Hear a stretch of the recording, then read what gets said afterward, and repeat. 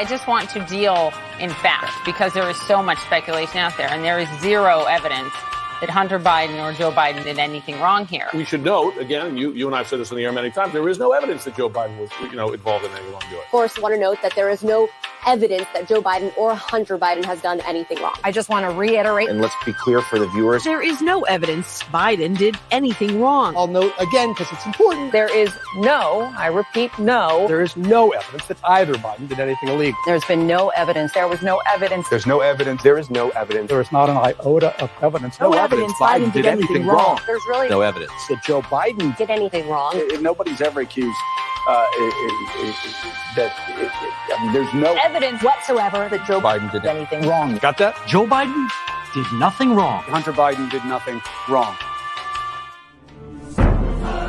Biden's secret emails. A really fishy story. The Post claimed that the emails were found on a laptop computer that was brought to a repair shop in Delaware in the spring of 2019. The FBI is now investigating whether those alleged Hunter Biden emails are actually connected to a larger foreign intelligence operation. They may be related to a foreign intelligence operation. Foreign intelligence operation. Foreign intelligence. Foreign intelligence. Foreign intelligence operation. For all we know, these emails are made up. The information found on the laptop may be part of a Russian disinformation campaign. Part of a Russian disinformation effort. Described by many intelligence experts as having hallmarks, All the hallmarks of a Russian disinformation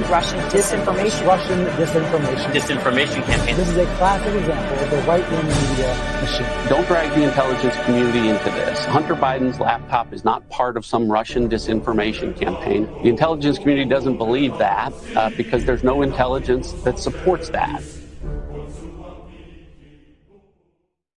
Welcome back, everybody. It is another episode of the Last American Pubcast, and I am here joined by some of our fantastic hosts joining us here at the Pubcast. We have Tom from America Floats joining us tonight. Tom, good morning, evening. Good evening, good morning, good afternoon, and good night, Frank. We have PJ from Conspiracy Pill joining us. Good morning, Frank. And, of course, from Overruled, we have Katie Zed filling in for the Abby as she is out scuba diving and spelunking over the weekend. Good day, everyone. It's great to see everybody. Thank you for all joining us, all the pubcasters out there. Real quick, before we dive into any of the news or anything, I would like to make a special announcement. I've been saving this now for almost 2 weeks. It feels like 2 weeks. Maybe it's been a month. I have no idea.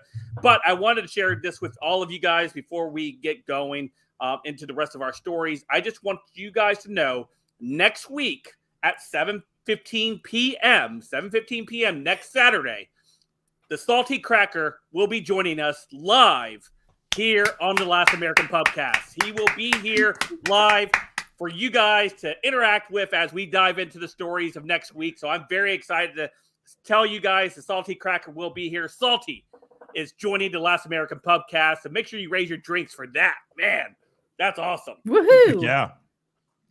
All right. Gotta open that. Yeah, let's go ahead and get going tonight. We've got a lot to talk about. Usually helps, Katie. Is that a pub? Is that a Pabst? It is. Best beer on the planet. I was going to say, it won a blue ribbon. So it's it's award-winning beer. Is that like one of the only good things that ever came out of the Detroit area? Is it from Detroit? The I don't only, know. I guess. Pabst Blue Ribbon, I think originally. Well, all right. Nobody else knew that. Go ahead. We'll move on. All right. Well, let's go ahead and get moving. If you guys weren't on Twitter last night or yesterday at any point, or maybe even today, maybe you don't have a Twitter account, maybe you're out in the loop. But Elon had promised earlier last week or this week to release the files that were pertaining to the Hunter Biden laptop story and the efforts of the federal government, or at least the executives within Twitter, to suppress that information and to make it public to everyone. So we knew what was going on. I know a lot of us had already known of what was taking place, but obviously we didn't have the documents to prove it, even though it was pretty provable without documents. But now it go ahead and reinforces those things that we had already knew that took place. Anything surprising you about this at all, PJ or Tom or Katie? I mean, I knew Biden was the reason I got banned. I knew that from the beginning. He just emailed Twitter and was like, "Hey, come on, deal with it."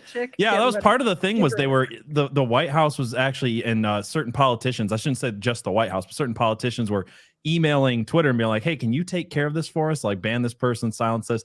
It's like I feel like that was the only eye-opening part of the whole thing. Like everything else was like we already knew, and that one we already knew kind of. So it was like, as good as it is for the information to be out there and public and exposed, I read the whole thing going, okay, like obviously, I don't know, like I felt a little underwhelmed, even though it's awesome that it's out there.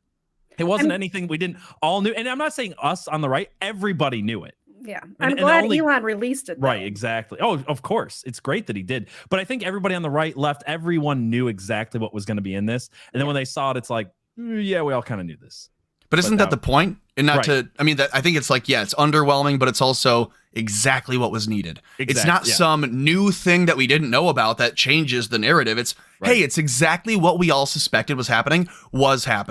And we not only have the emails from inside Twitter, which makes it look even skeezier, but we have the FOIA request from Judicial Watch last year that shows the PR firm that Biden's campaign hired was reaching out to Twitter and to Facebook and to others with links to posts saying, check these out. So it totally matches these emails within Twitter that you now see them receiving an email or a note from the Biden team, which is their PR firm, because they don't want to be the people to do it. So they hire a firm to do it. The firm reaches out to Twitter. Then Twitter internally, as we see with these emails, decides to go to town with a hatchet on any account that had said in all caps, Joe Biden is a pedophile, because that's why I keep getting banned.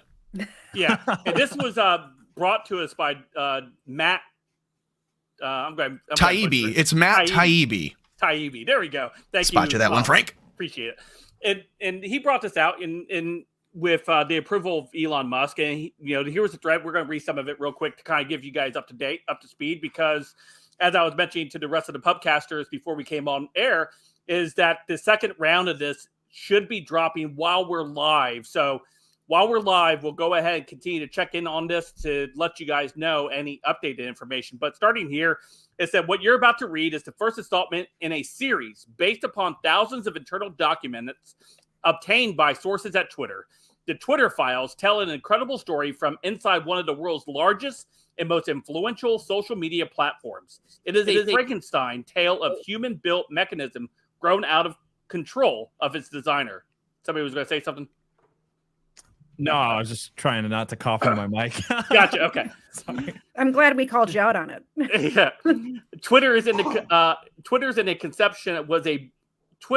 conception was brilliant tool for enabling instant mass communication, making a true real-time global conversation possible for the first time. In an early conception, Twitter more than lived up to its mission statement, giving people the power to create and share ideas of information instantaneously without barriers. As time progressed, however, the company was slowly forced to add those barriers. Some of the first tools for controlling speech were designed to combat the likes of spam and financial fraudsters. Slowly over time, Twitter staff and executives began to find more and more uses for these tools. Outsiders began petitioning the company to manipulate speech as well. First, a little, then more often, then constantly. By 2020, the requests from connected actors to delete tweets were routine. One executive would write to another, more to review from the Biden team. The reply would come back handled. And here, this is a bunch of tweets that they wanted the Twitter team to handle. And they handled them. Is that handle in there? Oh, no. Let's 348. Is that Let's Be Frank? No. Celebrities and unknowns alike could be removed or reviewed at the behest of a political party. And one person was James Woods, as we know. James Woods is very critical of the Democrat Party and especially Biden at the time. And those were one of the ones that was targeted during this. Did you guys see him on Tucker Carlson last night? He called in and said he's going to sue the DNC to the wall. I hope he does. Yeah. I hope he wins too. Well, it's going to be hard for him not to at this point. Both parties had access to these tools. For instance, in 2020, requests from both the Trump White House and Biden campaign were received and honored. However, the system wasn't balanced. It was based on contacts because Twitter was and is overwhelmingly staffed by people of one political orientation, there were more channels, more ways to complain, open to the left, well, Democrats, than to the right. And these are some donations, and we know they've. Have you seen the left trying to make this case right now? They're like, well, who was in office in 2020? So they're trying to say that all the censorship came from the Trump White House somehow. I'm like, yeah, because Trump would have emailed them and said, hey, can you ban Kayleigh McEnany? Can you make sure that the story against my opponent gets banned? It's such a stupid argument, but the left is still trying to make it. They're saying that the campaign for Biden and the White House for Trump both made requests to Twitter. The request from the Biden campaign was, here are the things to censor. The requests from the Trump White House were, why was Kayleigh McEnany banned? We need to know right now. That's not the same thing. I don't care for the equation for Matt Taibbi to say they both had some requests. That's like they both, that's the both sides lie. Yeah, it's the one part of this tweet thread which is a little bit dishonest, because you're right. The only requests coming from the Trump White House are, hey, can you not censor our press secretary? Yeah, hey, can you unlock us, please? That's a request? We'll dive into a little bit more about how the press is spinning. I'll continue through this thread throw real quick, though. I bet you they're sitting and spinning on CNN. I bet you they are. The resulting slant in content moderation decisions is visible in the documents you're about to read. However, it is also the assessment of multiple current and former high-level executives. Okay, there was more of a... We'll skip that. The Twitter Files, Part 1, How and Why Twitter Blocked a Hunter Biden Laptop Story. On October 14th, 2020, the New York Post published the Biden secret emails, an expose based on the contents of the Hunter Biden's abandoned laptop. Twitter took extraordinary steps to suppress the story, removing links and posting warnings that it may be unsafe, then even blocked its transmission via direct message, a tool reserved for extreme cases, e.g. child pornography. Can I pause you real quick right there? Go ahead. Yes. First of all, I just want to say thank you, Waffle Salter, for the awesome $50 super chat. Oh, wow. Thank you. Sorry. Also, I know we save these questions for the end, your super chats for the end of the show, but this one I think needs addressing now. Last American Pubcast Rumble channel. There is one. Yeah, there is a Last American Pubcast Rumble channel now, so you guys can follow that. Should we? I'll find it and drop it in the chat for people who want to follow that on Rumble. So awesome. Thank you, PJ. It continues on. The White House, this is what Tom was just speaking to. White House spokesman Kayleigh McEnany was locked out of her account for tweeting about the story, prompting a furious letter from Trump campaign staffer Mike Hahn, who seethed, at least pretend to care for the next 20 days. Now, this is where what you just mentioned, Tom, it was unequaled, right? The petitioning to Twitter. Yeah, that's how I see it. I mean, when you're requesting of Twitter to explain a suspension or unblock an account or unban the press secretary of the president, that I think is not the same as saying, well, they both made some requests, and then you see the requests from the Biden team. Hey, can you handle these? That's a little different. Mm-hmm. Yeah, because we have the email here. It says, this is from Mike Hahn, and this went to Lauren DeVole, the Twitter government politics. Anyway, says Kayleigh McEnany has been locked out of her account for simply talking about the New York Post story. All she did was cite the story and firsthand reporting that has been reported by other outlets and not disputed by the Biden campaign. I need an answer immediately on when or how she will be unlocked. I also don't appreciate how nobody on this team called me regarding the news that you would be censoring news articles. Like I said, at least pretend to care for the next 20 days. Yeah, that's definitely the same thing as the Biden administration, what they were doing, or the Biden team, what they were doing, the DNC and what they were doing. And how pithy of Mike Hahn to be like, hey, at least pretend to care for the next 20.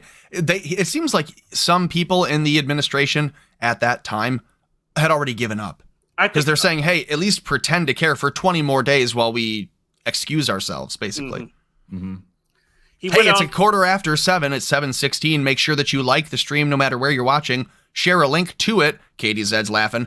And if you could, jump in the chat, say hello, as well as grab a link in the description below. You can support all the channels you're watching and help us all continue to grow them, as well as keep America afloat. Go ahead, Frank, you're saying? Awesome. Yes, this led to a policy executive, Caroline Storm, to send out a polite WTF query. Several employees know that there was tension between the comms policy team and had little less control over moderation and the safety trust teams. Storm's note returned, they answered that the laptop story had been removed for violation of the company's hacked materials policy. And early on, we knew it wasn't a hacked story, right? Right.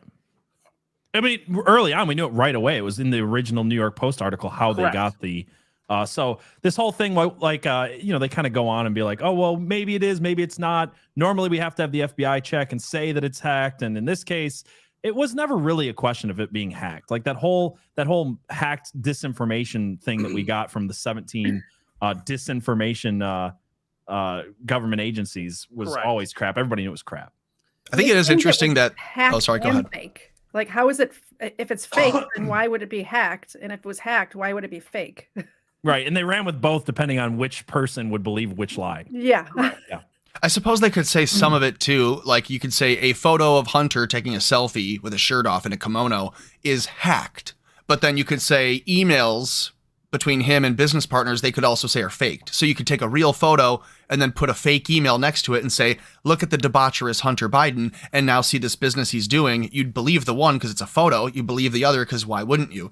That's what they were trying to make you think. Oh, the photos, he's a crackhead. They admitted to the crack because that explains the pictures. But then they can say the emails are faked and it's all hacked and Twitter employees knew that this was not going to hold up when they said this. They were asking, is this even gonna meet the requirements for that rule? And they said, no, but we're going to go ahead and do it anyway.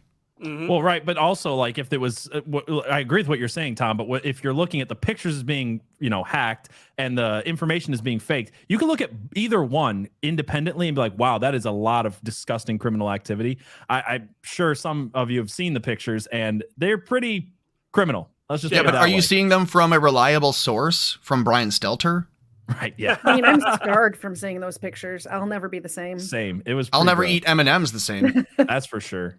Although several sources recalled hearing about the general warnings from the federal law enforcement this summer about possible foreign hacks, and this goes back to the Joe Rogan interview with Mark Zuckerberg, if you guys remember, that took place last month, where Rogan was talking about this thing here, and Zuckerberg said the FBI approached them to tell them to have a heads up on any type of Russian disinformation that might be coming down the pipe real soon.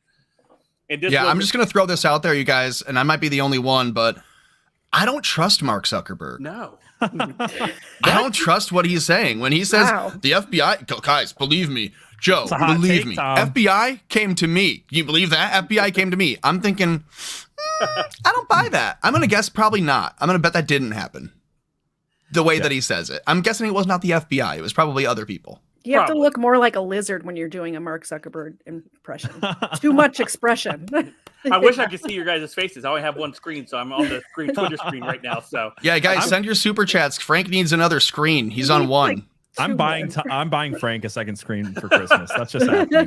PJ's flush. I could use a third.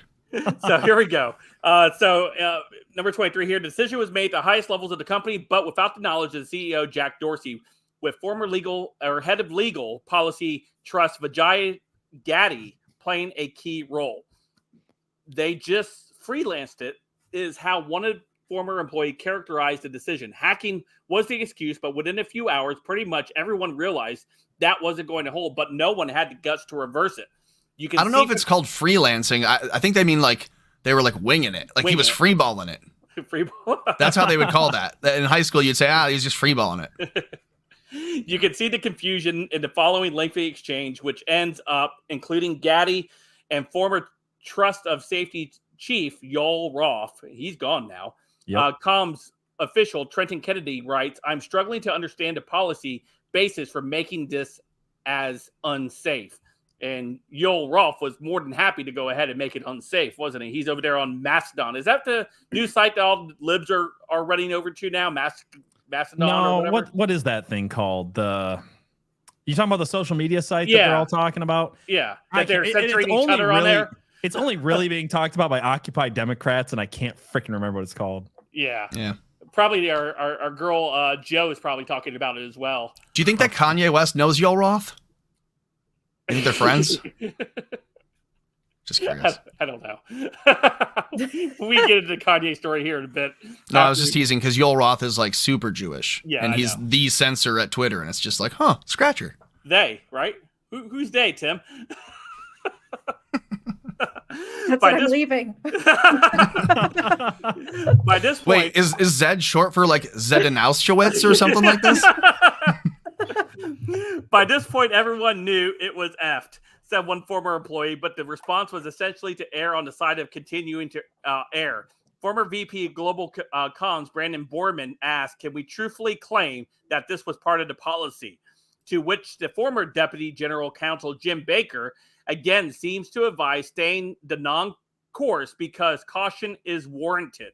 Now, Jim Baker was part of the intelligence apparatus, correct? I thought he worked at the FBI. He was the FBI attorney, and then he went to work at Twitter. Yep, there you go. A fundamental problem with tech companies and the content moderation, many people in charge of speech care little about speech and have to be told the basis by outsiders, to wit. In one humorous exchange on day one, Democratic Congressman Ro Khan reached out to Gaddy to gently suggest she hop on the phone to talk about the backlash re-speech. Khan was the only Democrat official I could find in the files who expressed concern. Gaddy replies quickly, immediately driving into the weeds of Twitter policy, unaware Khan is more worried about the Bill of Rights. Wow, one Democrat only worried about the Bill of Rights, huh? The only one. Khan tries to reroute the conversation to the First Amendment, mentions of which is generally hard to find in the files. Which I will say real quick about Ro Khanna. It says she's concerned with the First Amendment or whatever. But then goes on to say, like, well, we actually do want to censor a lot of people. We just have to be careful about censoring this one. So it's not as like not at all. This is like if you invited everyone in your homeroom to a house party and only one person asks about the parents, but they're asking, your parents are going to be gone, right? Exactly. And then you're thinking like, oh, see, at least someone's responsible. They were wondering about the parents being gone. Basically, yeah. So within the day, a head of public policy, Lauren Culberstone, received a ghastly letter report from Carlos Zasbo of the research firm Net Choice, which had already pulled 12 members of Congress, 9 Republicans and 3 Democrats, from the House Judiciary Committee to Representative Judy Shu's office. Net Choice let Twitter know a bloodbath awaits in upcoming Hill hearings, with members saying it's a tipping point, complaining tech has grown so big that they can't even regulate themselves, so government may need to intervene. Zasbo reports that to Twitter that some Hill figures are characterizing the laptop story as tech's Access Hollywood moment. Twitter files continue. The First Amendment. What do they mean? Are they getting grabbed by the pee? Twitter files continues. The First Amendment isn't absolute. Zasbo's letter contains chilling passages relaying Democrat lawmakers' attitudes. They want more moderation, and as far as the Bill of Rights, it is not absolute. So let's go ahead and take a look at this one real quick. Democrats, meanwhile, complain that the company are in net. They let conservatives muddy the water and make the Biden campaign look corrupt, even though Biden is innocent. They linked this to Hillary Clinton's email scandal. She did nothing wrong, but because the press wouldn't let the story go, it became a scandal far out of proportion. In their mind, social media is doing the same thing. It doesn't moderate enough harmful content, so when it does, like it did yesterday, it becomes a story. If the company moderates more, conservatives wouldn't even think to use social media for disinformation, misinformation, or otherwise. The Democrats were in agreement. Social media needs to moderate more because they're corrupting democracy and making all truth relative when pushed. Well, that's your truth. That's your truth, Frank. And this is their truth. So exactly. When pushed on how the government might insist on that, consistent with the First Amendment, they demurred. The First Amendment isn't absolute. Let's pause on that for a moment, will we? Let's pause on that indication from Democrat lawmakers. This was echoed by Biden recently, I think back in 2021, where he said the Second Amendment wasn't absolute. Remember? Yeah. This is their... He said the Bill of Rights, right? He said the Bill of Rights isn't absolute. Is that what he said was a Bill of Rights? I thought I thought he maybe said I'm the Second misremembering. Amendment. And it might have been more than one quote, but there was definitely a time where he said the Second Amendment is not an absolute right. Correct. Well, we'll chalk it up to all 10. How about that? Yeah, absolutely. So this is their stance on how they view the Bill of Rights, which is a way to restrict government overreach into the peoples. And this should be like the number one story that should be ran all over, besides the collusion between government and big tech to silence individuals. This should be right up there, PJ and Tom and KDZ. Why isn't it? Obviously. Why isn't it what? Sorry, say that last Why part. isn't it a story? Wow, you're not paying attention, PJ? Right Why now? isn't it the biggest story? This should be the biggest Yes. story going. Why not? It's because Sorry, I was the reading you. media is also left wing, and so of course they're not going to be covering the story because they don't care. This is what they want, actually. Go further. Go further. What do you mean? This is what they want? They want the right to be censored. They want people to be censored. They want to be the only game in town. The mainstream media want to be the only game in town, so they're not going to cover this. Mm. Yeah, I'm sorry. I was reading. Matt Taibbi just posted a new thing about some stuff, so I was trying to catch up on that. Breaking news? No, I don't think so. He Part posted, two?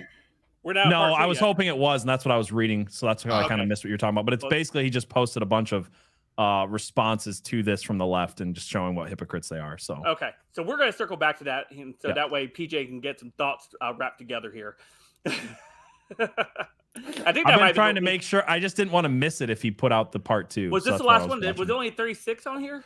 Yeah, there's only 36. Okay, so basically, yeah. So the amazing subplot to the Twitter Hunter Biden laptop affairs was how much was done without the knowledge of Jack CEO Jack Dorsey, and how long it took for the situation to get un-effed, as one ex-employee put it, even after Dorsey jumped in. And I don't know. Do you buy that? Do you believe that Dorsey was like one of the last to know about this going on? That's not how that word is said, Frank. I know.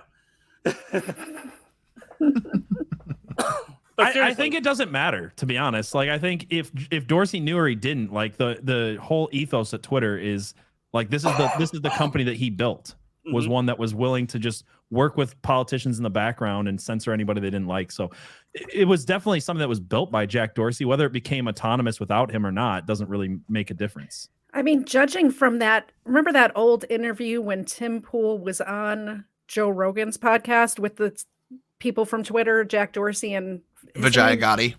Yeah. You could tell Jack had no idea what was going on in his own company. So I totally believe this, that he didn't know what was going on. He was the Kanye and Vijaya is the Nick Fuentes. Yes. So I got this here. So let's pull this up because this was on the heels of all this last night. Talking about Elon Musk, he says, I've seen a lot of concerning tweets about the recent Brazil election. If those tweets are accurate, it's possible that Twitter personnel gave preference to the left-wing candidates. Once again, Twitter interfering in an election. This was coming from Avi Yemeni. Yes. Thank you, Tom. Can you find out what other elections were handled by former Twitter regime? Thank you, the rest of the world. And all of them, like any country that Twitter is available in. Isn't that why they got so mad when like Nigeria kicked? It wasn't. It was some one crazy like West African country. It wasn't West Africa though, who kicked Twitter out for the elections. And Twitter was like, wait, we can't be sure your elections are secured now. Yep. It was so weird. They've interfered in every election except for China and North Korea. Because they don't need to.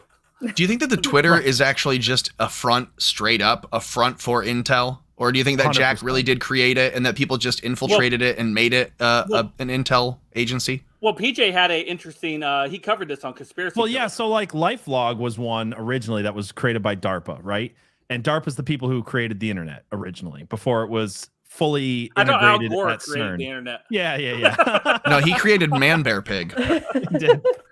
So when it used to be called ARPA, they created the internet, and then it was CERN, which is another concerning thing that actually made it available to everybody, right? So then in 2004, I can't remember when Facebook came out, early 2000s, DARPA had a project called LifeLog where they were going to get everybody to basically post all of their information, what they're doing, track them, track their, like literally everything that's happening right now, like track what you're saying, track what you're emailing, know your book preferences, know the way you're going to vote, know everything about you, be able to predict you. It's basically basically what happens in Captain America Winter Soldier, the second Captain It was America down to movie. like recording every keystroke. Exactly. It was every single thing that social media is literally doing right now. And then the day before Facebook launched, DARPA scrapped the project LifeLog, and then Facebook comes out. So like, I think they're all this. Even if Jack Dorsey started Twitter by himself, which he probably did, it was the number one target of the CIA and DARPA and NSA after that. So there was always going to be infiltration. It's just like when we had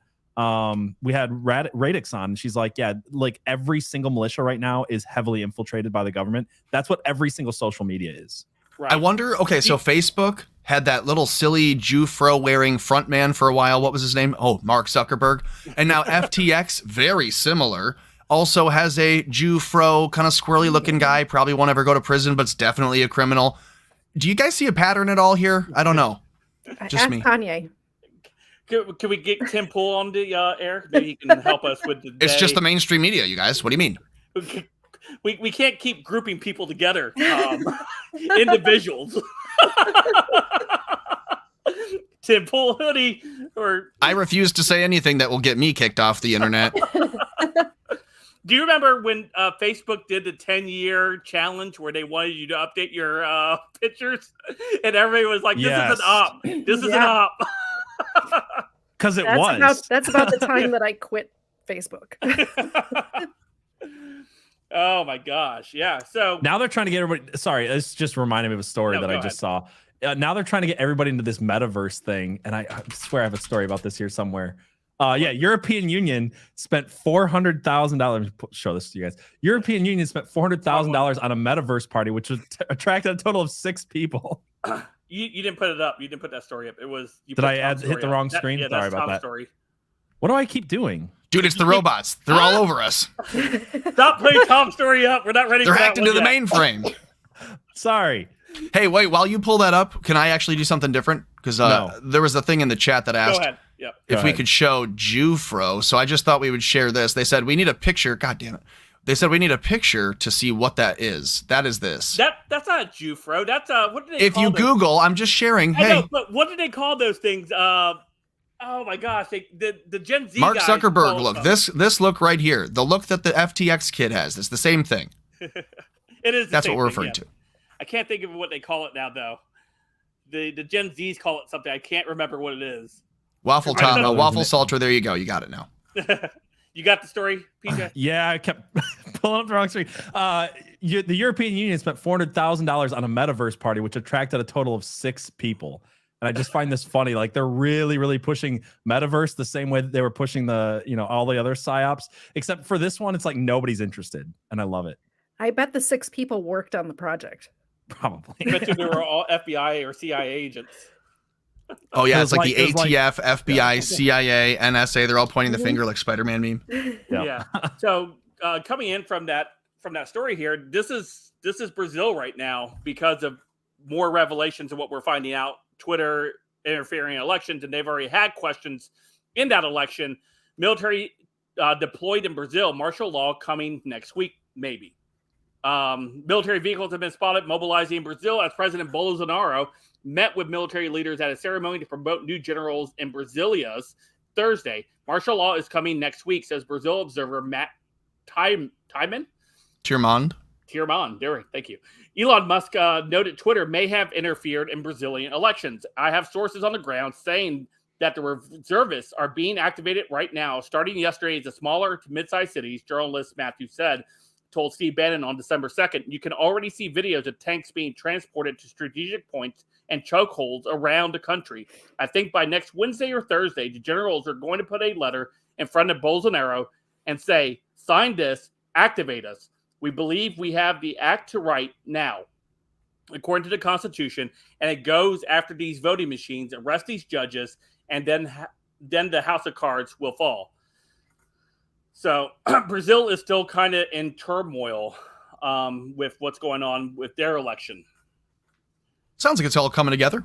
Yeah. I wish there was something like that actually took place. And instead, in our country, the military worked against the president of the United States Yeah, it sounds like Brazilians have bigger balls than the Americans. At least no one with a Viking helmet took Nancy Pelosi's lectern. That would be the worst day in history. Worse than 9/11. Yeah, for sure. Yeah. And Pearl Harbor and all of them combined. Isn't that what Kamala Harris said? That's what she said, yeah. The worst thing that's ever, worse than 1812 when the British came and burnt down the Capitol. Yeah, but she gave it away when she said it's the worst false flag we've ever had.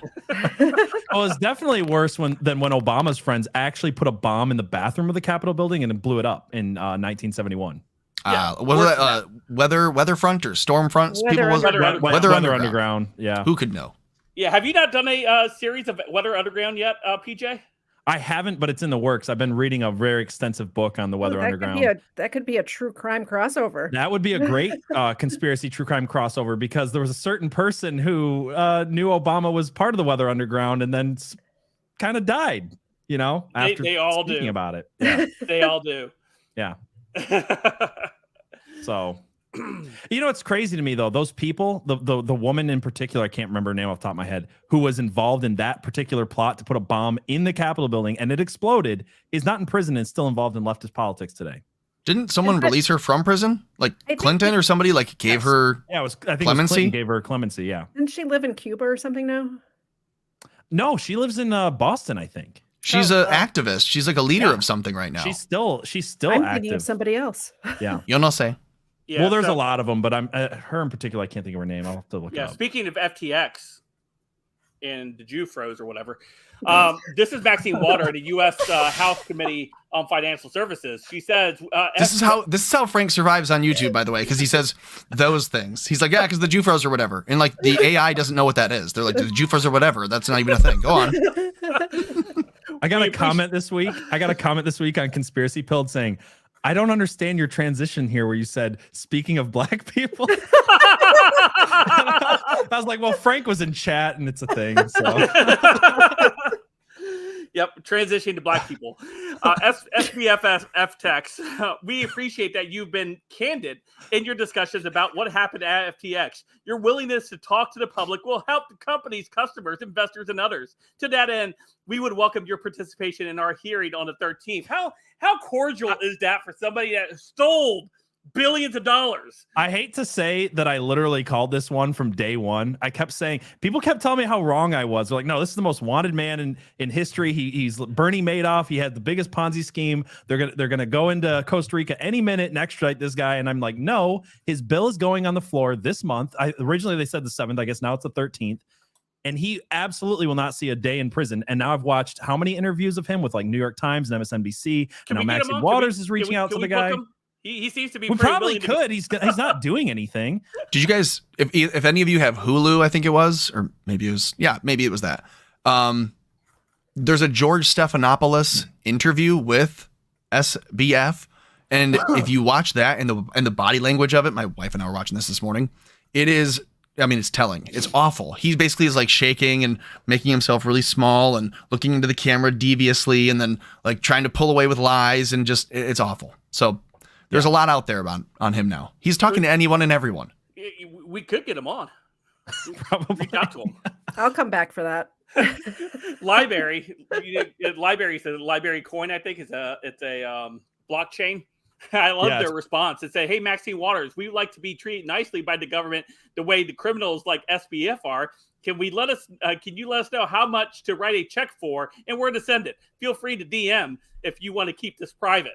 Well, that's the whole thing about Library Coin, which is part of Odyssey, I believe, right? Yes. Yeah. And that's the whole thing about all these coins, Library, any decentralized, they call them DeFi cryptocurrencies, basically not controlled by the government cryptocurrencies. That's what SBF's bill is about. So basically, SBF wrote a bill saying, hey, what if, I know I live offshores and I didn't make my company even somewhat compliant to the United States law, and then we broke a ton of laws and stole billions of dollars. But what if we pay you and you say that we're cool and we're centralized and we can be controlled, right? And then all of my competition who is made cryptocurrency the thing that people want in the first place, which is a decentralized currency, what if they you can just take the bullet? Screw them over? Yeah, they can take the bullet. So, and then many of them have. We actually put a video out this week. TikTok didn't like it, where there is I'm so not gonna remember the names. because I can't pronounce them, but there was at least 3 crypto billionaires in the last 2 weeks who have just Epstein themselves or wound up in the water in their jeans, like fully clothed, just dead. There was Nikolai don't you go Mishigian. swimming in your jeans? I do all the time. Okay, so wasn't Mishigian the one who posted that SBF was the one who was taking over Epstein's island? Yes. Yeah, he said that there is an Epstein Island in the Caribbean, SBF, and that the CIA and the Mossad were going to torture and kill him. And within 4 hours, he was found fully clothed with his wallet in his pocket and everything, just floating face down in the surf in Costa Rica, I believe. Then you had a 30-year-old who died in his sleep. I think he was a Chinese crypto billionaire. Then you had a French, I believe, crypto billionaire who died in a helicopter crash. I might be getting these wrong. I'm trying to remember off the top of my head. Could these guys also have been jabbed?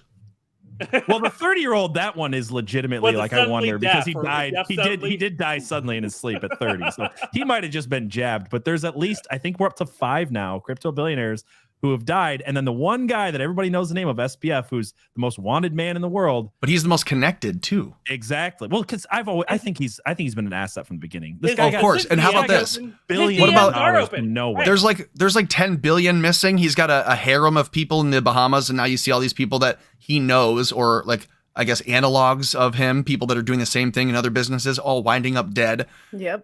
Waking up dead because you go to bed alive. Fool. Right. And so I wonder if he is kind of the like ouster, like he's going to get in. He plants all this dirt with other people. When he has to go, he's going to be sheepish and go, "Oh, I'll be a hero on the hill," and everyone else gets offed. And how about that guy that said the CIA and Mossad are going to torture him and kill him? Boy, I bet he was disappointed when all they did was kill him. Hey, PJ, his DMs are open. I mean, I guess I should slide in there. I'm sliding into the DMs. I like it. Get him on the show. I think that'd be awesome. Let's go ahead. Put it on here. Say we're live right now, and we'd love to talk with you.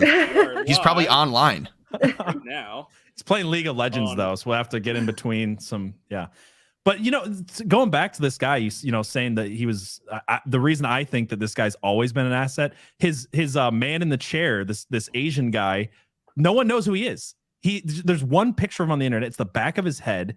And somehow, and they've both, and not both, because no one's ever heard from the other guy, but SBF has said multiple times, well, we were just making $30,000 a year as some peons at a freaking trading firm. Nice. We're live right now on the Last American Pubcast.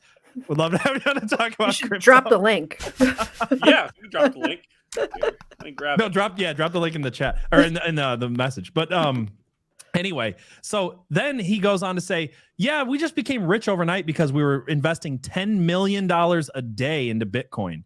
And I'm thinking, give him the link for to come on the show too. I can drop that too. Yeah, drop the StreamYard link. That would be the funniest thing. What if we just saw him down in like the little queue and he was like, I would shit a brick. That'd be hilarious. Oh, I love the internet. Can everybody just mass tweet at FTX or at SBF right now? There we go. I dropped it.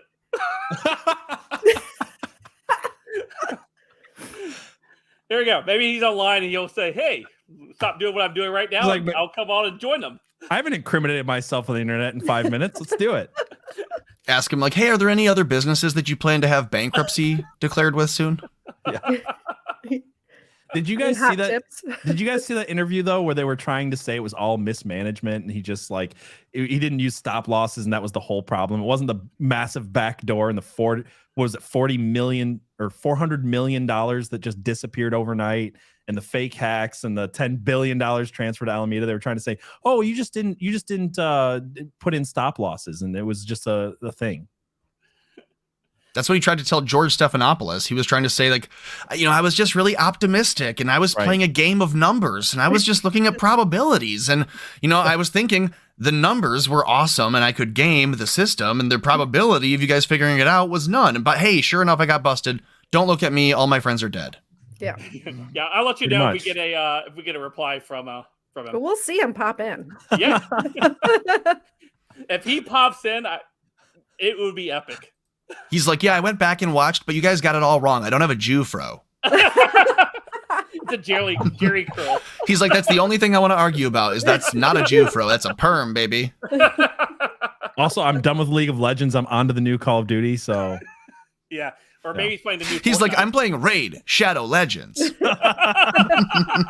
He's got a new job. Follow me on Twitch for some loot drops. Oh man, SBF, he's got a little bit of thickness to him. He could probably do a tub stream. Oh gosh. Oh goodness. I love Katie's face on that. She's just like, oh my god. Give that drop of Frank saying that he feels a certain way. He does have bigger boobs than Pokimane though, so maybe you got something. Pokimane, oh my gosh. Do you have that drop, PJ, of Frank? Yeah, sorry. I feel gay. Oh my god. Oh boy. Oh boy, big news. I gotta memorize where it's at, so I don't have to keep reading for it. It's this one. I feel gay. All right, there we go. It's the turquoise colored button. I feel gay. That is the gayest of all the colors. Yeah, that is the gayest color. That's why I put it there, and then I just forget anyway. Hey, it's funny because that's your background color right now, Frank. Oh my gosh, it's exactly your background color. I feel gay. I hate you. Oh, I hate you. We usually pick on PJ. This is fun. You can tell like what era a guy was born in based on whether or not like he's going to be calling his friends gay or other insults. So this is a good story talking about losing money and what's taking place here. NPR is set to lose $20 million in corporate sponsors. They're implementing a hiring freeze. Can we also pull our tax money from them and just let them, fend for themselves?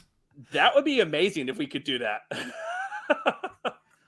It goes on to say, just talking about how they a $10 million cut would get them back to a $5.2 million deficit for the year. They'll still be in the red, even with our taxpayer money that we give them to spread fake news. They'll still be in the red. I love this. I don't know what I love more: the fact that CNN Plus nearly bankrupt CNN, or the NPR is going bankrupt and they're taxpayer funded. Like that is like my favorite thing about listening to NPR is when they go, "We're supported by viewers like you." Not because you sent us money, but because we literally forced the government to take it from you. Gosh, NPR is the worst. I've been listening to a new podcast recently that Peter Bergesian. Yeah, well, no. It's on YouTube, probably other places too. But Peter Bergesian is one of the hosts, and it's all about why NPR sucks. And it's very interesting. I want to listen to this. Will you send me a link to it? I sure will. Yeah, it comes on Wednesdays when I'm driving home from work, and for some reason it always pops up like right while I'm getting ready to drive home, and it's very good. Nice. That is very nice.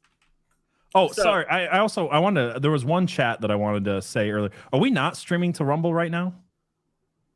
Did you not see we had communications in our Telegram? Oh, I'm sorry. Like I said, I woke up and got in here and just didn't. Tom, I don't know why we are on of the two that we have set up, which is my personal account, America Floats, and then the Last American Pubcast. The LAP Rumble channel cannot be streaming for right now. I don't know why. So I was trying to set two streams up. The larger one worked. The smaller one did not, but I still have dropped the link. So if you guys are watching on Rumble, if you would go seek out the channel, it's called Last American Pubcast. I'll drop the link again. I also just dropped the link to that Rumble stream. Okay, cool. Tom, you were talking about Apple before we came on the air. Do you have that story? Tim Sure. Apple? Yeah. As we know, Apple and Elon has had a little bit of butting heads talking about how they were going to be pulling the app off of Apple, but that turned out they're not going to do that after Elon had a discussion with them. But this is the story I wanted to talk about here. Yeah, this is crazy because I feel like we're all kind of, well, you can read the headline. Sorry. I'll comment on it in a minute. Wall Street Journal, Apple to start moving production out of China, which is just recently Tim, what's his name? Tim Apple? Is that Tim Cook? It's Tim Cook, but it's not Tim Apple. No, it's Tim Trump Cook. called him Tim Apple. Oh, Tim Cook. Tim Cook, where he was confronted in the halls of Congress by a Fox News reporter asking him about what was taking place in China with all the protests the lockdown protests that were that the rising up was taking place. It's called the white paper revolution is I think it's what it's being called right now. And he was completely silent, didn't want to talk about it at all. Yep, you got that. Go ahead. We can't hear it. There's no volume coming through. Oh, wait, hang on. Damn it. I knew that was... I didn't share the audio before because there was no audio to share. And I was like, why would I do that? And now, bit me right in the ass. It wasn't me for once. Son of a bitch. Oh, lordy, lordy, lordy. Bing, bong, boom. Wow. To the factory workers that were beaten and detained for protesting COVID lockdowns? Is he smiling? Yeah, he's smirking. Do you regret restricting airdrop access that protesters used to evade surveillance from the Chinese government? Do you think it's problematic to do business with the... You see the gay pride flag back in the background? Just noticed it. Yep. I wonder whose office that was. Well, I mean, he's there, so maybe they just put it out for him. Maybe. It's not Rashida Tlaib, but we know that much. No, because it's not AOC. AOC has the make-believe flag out in front of her office. Oh. Now, I'll just throw this in. Like, you'd think a CEO who was proud to be the leader of the only, I think the first, $3 trillion company, you'd think he would get out in front of his people. He'd be saying, I'm proud to be leading Apple. Apple's proud to be partnered with China. China has, their differences. Like, you'd think he'd have something. But this is Weasley. This is like total, I don't even know. It's not even beta bitch stuff. This is like, total, I don't know. What do you call this? Spineless. Apologizing or standing up for, what you've done. Either one is better than just staying silent in this case. Like the worst possible thing is just to ignore the reporter. Absolutely. But he does anyway. And smirking at the same time. Yeah. Yeah, I think the smirk is called the duper's delight when they know they're pulling one over on you and they're happy about it. They just kind of, they almost can't help it. Interrogation videos, and that's exactly what it's called. Yeah. Criminals, they can't help it. Mm-hmm. No, they can't help it at all. I like crimes too, Katie, by the way. Just so you know. I can talk. You should probably subscribe to my channel. And speaking of Katie, and her true crime channel, just real quick, guys, since she is our guest tonight, she's filling in for Abby, who is out there spelunking off the side of the cliffs and things and like that and cave diving. Katie Zed has a fantastic YouTube channel, which is called Overruled, where she covers true crime stories. So you should definitely go check out Katie Zed's YouTube channel. Go give her a subscribe. We're trying to get her to 1,000 subscribers. Yeah, get Katie a big subscribe. Go subscribe. Please. Yes. Katie, real quick, give us a 1 minute overview of your channel. I do 2 shows on my channel. One of them is called Overruled, and I do that every other week. And on the off weeks, I do a show called Crime Land. Tomorrow is going to be Crime Land, where I just go over little news snippets, small stories, a bunch of them that I don't have to spend a lot of time researching because the Overruled, that's what you want to tune in for. Are you just reading the Chicago Tribune when you do that, Crime Land? What's funny is I'm from Chicago, so I have a lot of Chicago stories of like just random gang shootings and carjackings. Brown's and stuff Chicken like that. Massacre, right? That was Chicago. Yeah, that was. Yep. But the next Overruled is going to be on the Crystal Kaiser case. And that's a very interesting case out of Wisconsin where a woman killed her John. She was a prostitute. And the people I'd say on the left are trying to say she's innocent because she was trafficked. So apparently being a prostitute gives you free reign to just murder a man while he's sitting in a chair. I think we'll go into the details on that. Didn't they say like she was also underage at one point when she started? She was, but she put herself out there. This guy did not traffic her. She put herself out there on backpages.com and also took an Uber to his house that day and then robbed him afterwards. So, quick fact, backpages.com was destroyed by the Trump administration. They got rid of that Thank website. Goodness. Yeah. Sam Brinton had nowhere to go after that except for into the Biden administration. Yep. No, he went to baggage claim. I thought he went to the seminar for spanking. Wasn't that one of the seminars? He was looking for a dog carrier, to be fair. Yeah. But he saw that Vera Bradley bag and he just had to have it. So for people who didn't, and the panties that were inside of it. For people who didn't, those he was wearing on his face.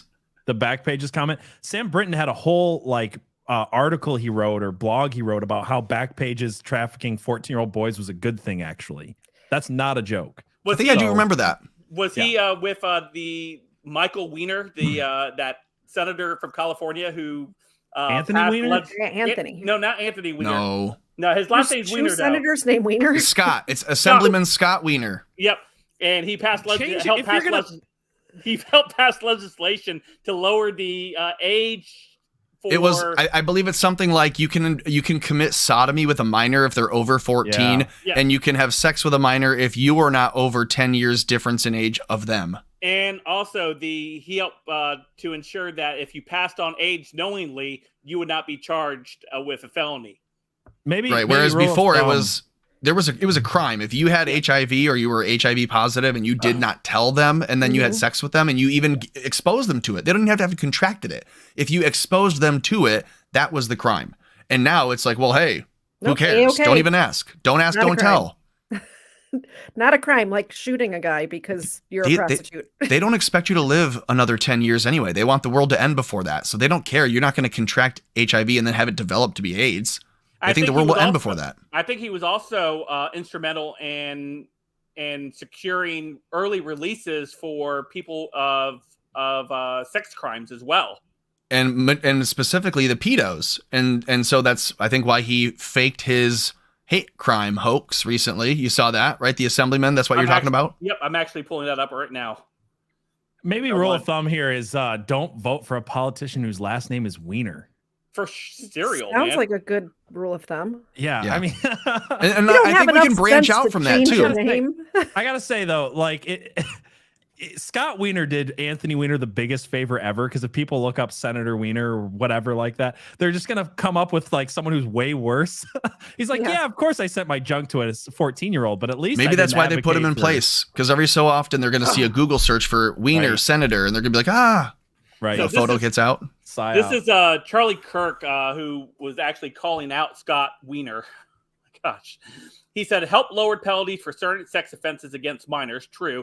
Lowered penalties for intentionally spreading HIV. True. Has California assisted parents who take their children out of another state for the purposes of child mutilation. True. And this is to the response of Scott Weiner's thing here, where Charlie Kirk said, thousands of pedos in California are going free just a few months in jail thanks to the state's radically reduced penalties for child molestation. One reason many of these predators are going free so early in California is lawmaker Scott Weiner. Is that Scott Weiner, that picture? Yeah, that's him. That should have been a dead giveaway.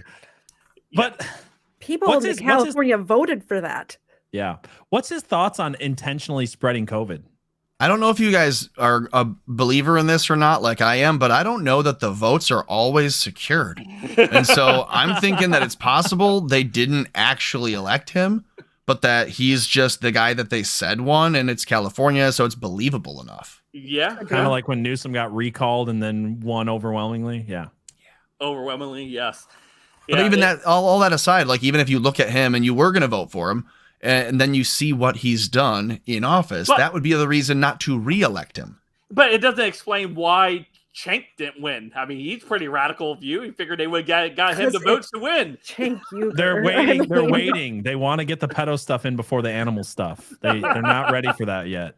Yeah, they did a quick survey, and they found it was actually an easier in to go with child first instead of horse. Mm-hmm.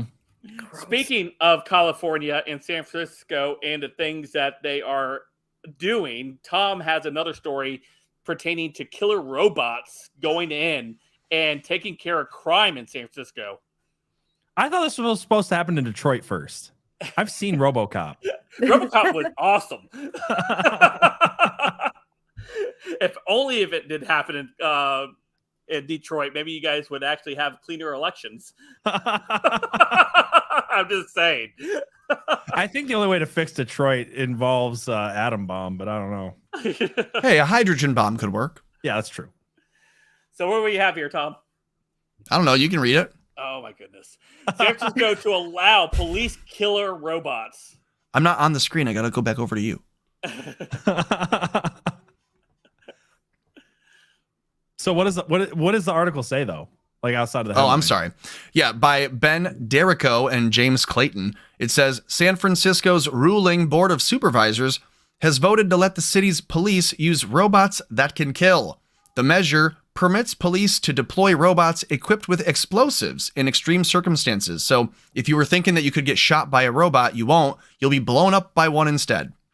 Dr. Catherine Connolly from the group Stop Killer Robots, it's a real thing, said the move is a slippery slope. We live in.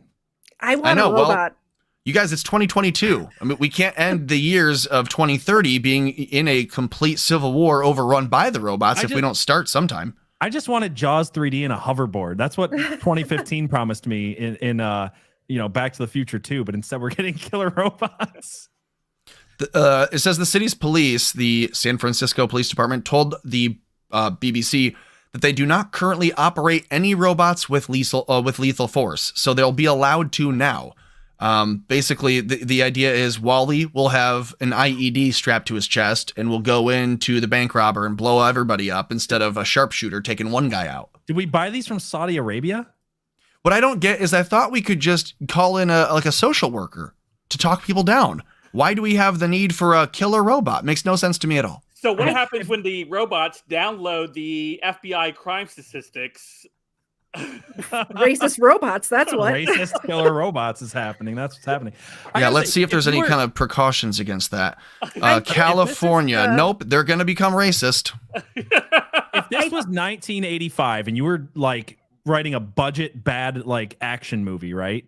You would come up with the name Stop Killer Robots as the people protesting and picketing in the streets. Like that doesn't sound like a real thing. It sounds like a band. That's true. Yeah. I want to say that this introducing Stop Killer Robots, but I can't remember the case. But I remember a robot with explosives killing somebody before. Yes. Oh, so but I cannot talk remember. About this. I want to talk like about a hostage or a standoff situation where they have to the bomb squad couldn't get in, so they had to send a drone with a detonate. They'd send a robot with a bomb in. Are you talking about in Texas in 2015? I think so. Yeah. So this is what I want to talk about. Is I said this way back then. So there was that, and we've talked about this a few times. But there was the BLM riots happening in Dallas, I believe, and it was the same place where JFK was shot, which is totally side story of this. But the guy they ended up killing with a robot at the end of the night, and I said at the time, like, oh, this was like so set up to get people used to the idea of using robots to take people out. Not that, and now we're doing it. So I agree with Brian. We're getting the dumbest parts of the dumbest timelines. Yeah, we're getting the killer robots and the pedophiles. Sorry, this reminds me of another story this week. Did you guys see that there was like an 85 million year old virus that they like unleashed from the ice? And there's some scientist who's no, on purpose. And there's some scientist like injected himself with some of this. And I was showing this story to my wife, and she's like, "Do these people watch sci-fi movies?" I'm like, I think they do, and they just go, "Oh, that's really cool." I know that in the end, these always turn out bad, but let's just do everything from The Thing. That's basically what that's from. Or let's do stuff from RoboCop. Or let's do stuff from Jurassic Park. Let's just do those things. All the worst parts of those movies, let's do. Yeah, it's like, do they just go, yeah, we could do that, but we got it this time. I got to find this. Sorry. Okay. Well, Zombie virus. While you're finding right that here. story, or you find it? Well, let me pull up a different one. Let me pull up the... So while you're looking at that, I can show you the Saigon horror clip about do Chris Farley's nose being bitten off. I thought you already had that queued. I'm sorry? Nothing. No, save that one because that needs to be. Yeah, we got a story coming up. So I got this story. Zombie virus resurfaces in Siberia after 50,000 years. The Go gone, and the Simpsons memes land on the timeline. So it's basically, I'm just sorry. The Washington Post article is better, but I'm not paying them for the frickin'. I'm not paying them to read their stupid article. Don't give them money. But Joe Rogan had talked about this earlier this week. A few people have talked about it. They basically found a virus under the ice in Siberia that's been dormant for 50,000 years. Everybody's calling it a zombie virus. And then if you read down the article, they're like, actually, a guy like 12 years ago found one, and he's been injecting himself the last 12 years with it. And we're not sure what's going to happen with this dude. So like, it's already happening where there's like a scientist out there who found this ancient dormant virus and is just like, let's see what happens if I put it in my body. He's going to But also nothing's happened to one guy for 12 years. Maybe he has to die first, though. I don't know. Yeah, if it's a zombie virus, he'd have to die first, wouldn't he? Yeah. Well, he'll be one Jack zombie. 12 years of doses. He'll be what was that guy? Liver King. He's like, how many boosters did I take? How many boosters did I take? Well, speaking of taking boosters and trans community, San Francisco is giving free money to transgender people, and they're prioritizing prostitutes and illegal migrants. Another reason to head over to San Francisco. That's why they have to launch robot dogs. They've got rice and other treats. San Francisco launched its guaranteed income for transgender people called GIFT, what an appropriate name, program Tuesday, which will give $1,200 per month to 55 San Francisco residents who earn less than $600 monthly as identifying as transgender, non-binary, gender non-conforming, or intersex, according to the program's website. The program will prioritize illegal migrants, people involved in prostitution, non-English speakers, wouldn't those be the same as the illegal migrants? Anyway, disabled people, and the homeless, according to the program website. I wonder if they were Russian and they couldn't speak English, would they still qualify for the program? Absolutely anyway, not. Those selected through the current application process will be part of the pilot program lasting 18 months. Though the program will be extended depending on the city funding. Recipients will be required to stay in San Francisco area to continually receive funding, though they're allowed to independently earn up to $4,000 monthly, according to the site. The money will be distributed through a Visa gift cards and are automatically reloaded each month. They're allowed to earn up to $4,000 monthly. Oh, got to keep them in line just in case they were going to be, too adventurous, too entrepreneurial. Don't want to, get off of the teat of the state by any means. All of their prostitutes are already entrepreneurs, really. So they're independent operators, independent contractors. She's like, I work a bunch of different jobs. It's the gig economy, is what they call it now. I just want to know what type of prostitute the gag makes economy? less than $600 a month. Like, it's got to be a pretty nasty prostitute, right? That was $4,000 a month. Yeah, it is San Francisco, so yeah. I can only imagine. Think about that too. And it's a nickel a man. I had one more Elon story to come along. Where are we at with? Have they started any of the? Let me check it again. I haven't checked in a minute. While you're doing that, if they haven't started that, I have the story here about Elon discussing the future of Neuralink. If you guys don't know, Neuralink was approved by the FDA for human trials now, and that is the creepy part of Elon Musk that I absolutely don't agree with and I'm not on board with it, him putting microchips in people's heads. Do we have anything before I start this one, PJ? No, there's no update yet. Okay, so here we have it's Elon Musk joins us again live on Twitter Files live coverage, and this has the host is Kim.com and Mario Knopfel, and this is Elon Musk speaking. And then we got the Malaysian drifter, Ian Miles Chong, in here as well. I'm so glad I'm not the only one who can't stand that guy. What's wrong with Ian Miles Chong? He's a freaking drifter, man. He's a Malaysian man. Never even been to America. Yeah, he doesn't even live here. He's never been here. He said so himself. He doesn't go here? The quartering fired him for buying like e-girls, e-tots, money from like the quartering's account and stuff like that when he worked for him. So yeah, there's a whole lot of stuff about him. Anyway, so this is what Elon was saying. You mentioned the biological neural net and the digital neural net. When is Neuralink going to be ready to copy our consciousness into a computer can I sign forever? Where can I sign up for it? Because I would love to have my brain augmented. It's like cyberpunk. Yeah, exactly. We're just going full cyberpunk at this point. Deus Ex. Elon, I want to pose the other side to that. I'm sure you're familiar with Doctor Who, right? And the Cybermen, and this idea of a centralized system by which you can influence people's thoughts. Is that not a consideration that you have on your radar? If you get what I'm coming from. Well, I mean, frankly, on the Neuralink front, if I look at the pace at which artificial intelligence is improving versus the pace at which Neuralink is progressing, artificial intelligence is moving much faster than Neuralink is moving, because as soon as anything gets done with humans, it gets very slow because of the danger to humans. So for the next few years, Neuralink is really just focused on restoring movement to people that have a broken neck or spine and restoring vision. So it's restoring movement and vision. It's not, uploading memories or controlling thoughts or anything like that. Can you pause it, Frank? Basic stuff. Yeah. Or PJ, sorry. No, it was Frank. Go ahead, Tom. So when he says he's not concerned with trying to turn everyone into an internet hive mind Borg system, at least not yet, but that he wants to first just help the lame to walk and the blind to see. That reminds me of somebody else. It reminds me of Resident Evil. But what does it remind you of? Well, I mean, Jesus Christ, the Lord and Savior, was the one who like literally held lame people by the hands and stood them up and had them walk off. He, would take blind people by the hands and then, hold their heads and they would be able to open their eyes and see. And so I'm not saying that Elon Musk is a savior. I'm not saying anything like that at all. I'm not being sacrilegious, but it is nice to see that he's taking a technology that could be used for evil and saying, I'm not considering that. I want to use it, at least for now, for this good. And that good is a way to, practice helping people walk and see. But I don't know how it always starts, though.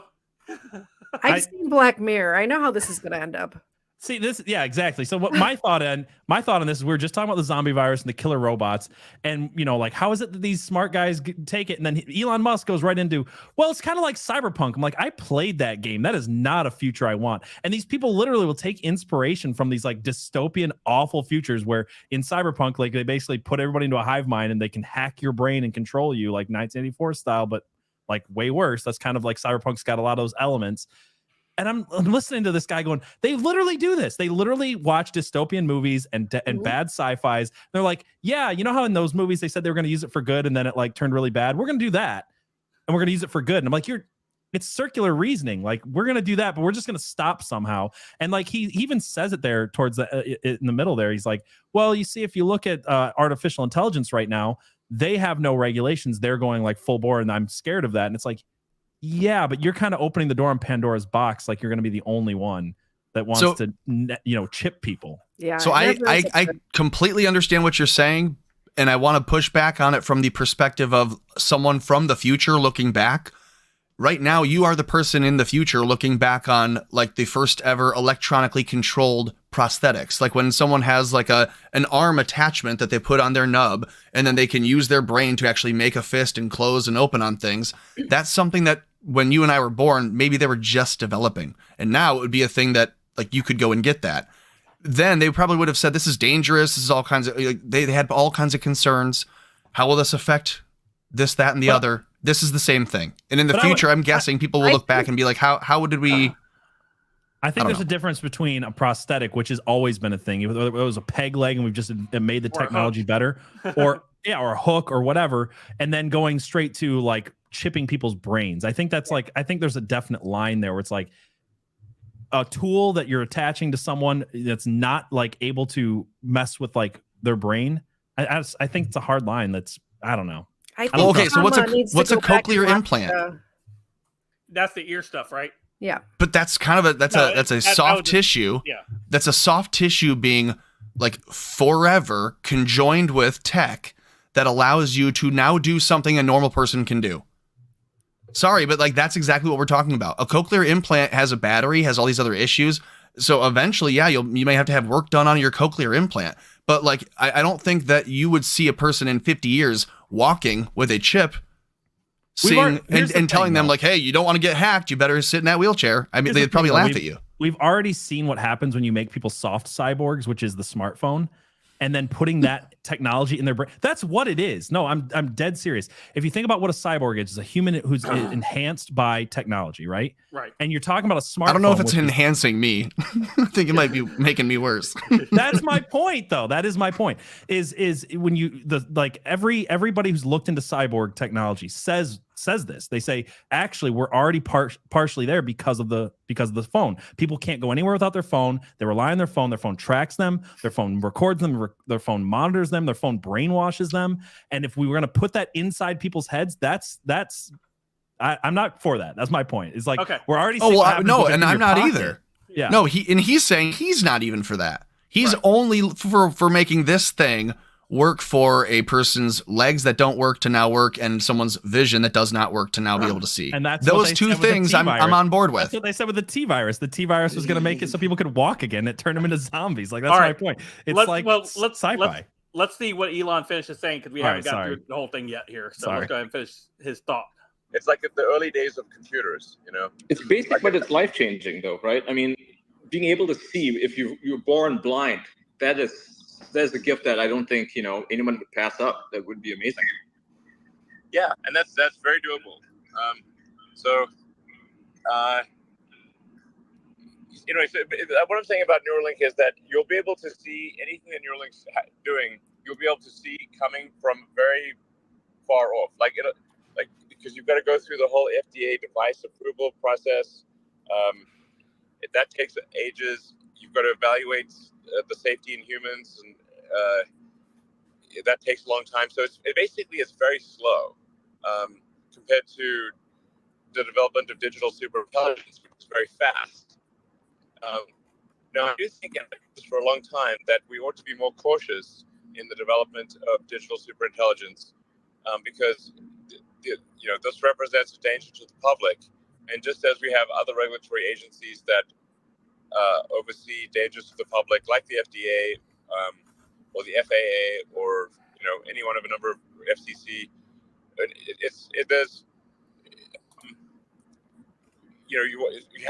you can't just have companies just going hog wild on developing digital superintelligence with no oversight. Do you potentially see this happening in a country where there are no oversights? Where the governments allow the scientists to go hog wild, as you said? Well,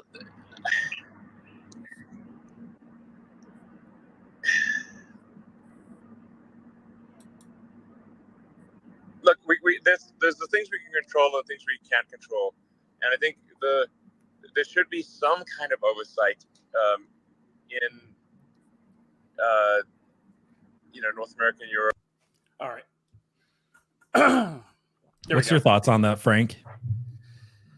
Well, it kind of lines up with what we were already talking about, how you kind of mentioned it going, I said earlier, this is how it always begins, to help humanity with something. And we, again, going back to what we talked about, getting all the crappy parts from the timelines of these old movies, it's what we seem to be getting.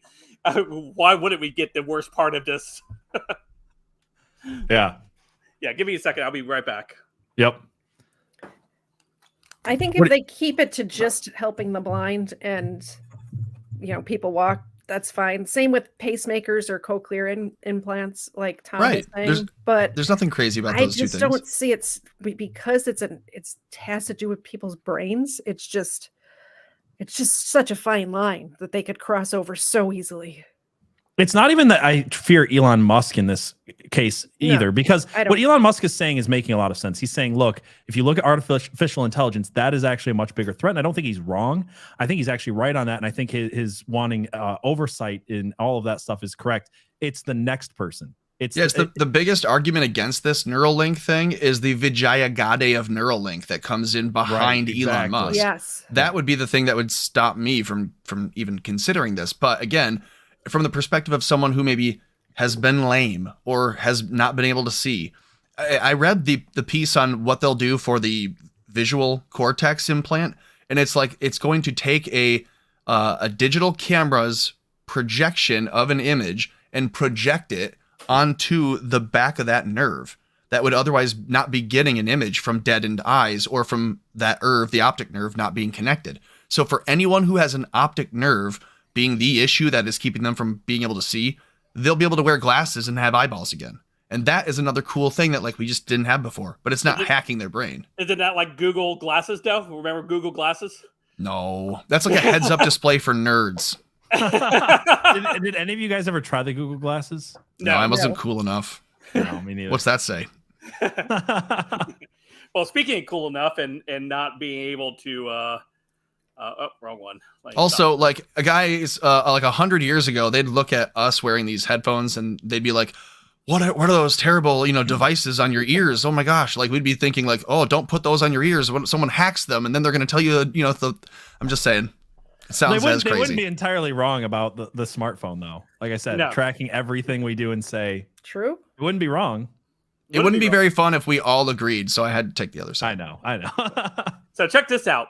This happened over in New York. Postal workers stole $20,000 in donation checks from GOP Congresswoman Elise Stefanski. Did I say that right, Tom? You got it. Those are pictures of Frank trying to pronounce that name. Yeah, a letter from the United States Postal Service confirmed that hundreds of donors' checks intended for House Republican Conference Chairwoman Elise Stefanski were stolen. The checks totaled over $20,000. House Republican Congresswoman Elise says the U.S. Postal Service workers have stolen hundreds of donors' checks totaling over $20,000. This is why they're telling you that the Postal Service is so safe and secure, right? With your ballot. With your ballot, yeah. Well, forget that. This is election interference with whatever election she's about to be in next, because they're taking her donations. Yeah, that is out and out interference. Mm-hmm.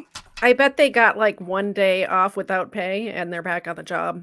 No, they got pay. They got pay. And they got to keep the checks. Yeah. Probably. Remember how like 5 seconds ago, every single person acknowledged and joked about the fact that the Postal Service had like a 70% completion rate on deliveries? Yeah. You know, it's like everybody's that high now? known.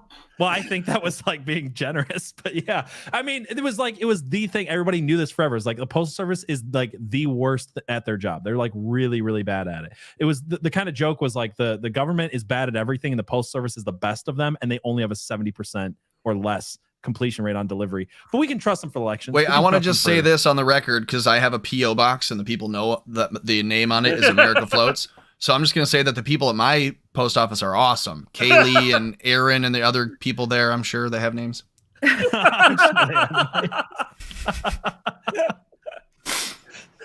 Maybe they do.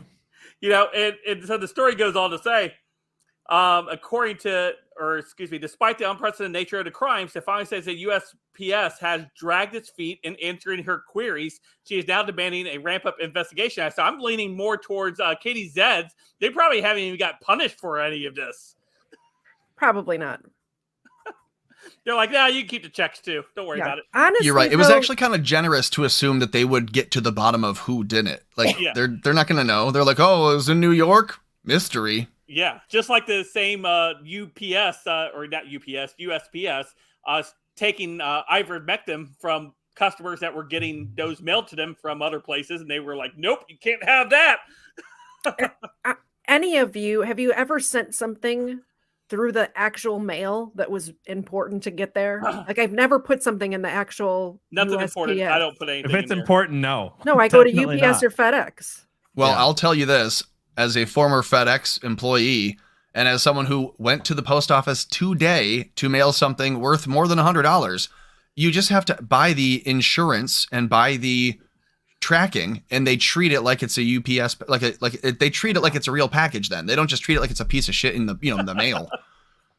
It's kind of mafia tactics there. Well, honestly, if you can go in on average, pay like $4, $4 for the tracking and all that, and then you're done. And now it's going to get there. It might take a week, but it's going to get there. You go to UPS, it's going to be $15. Who cares for 2 days?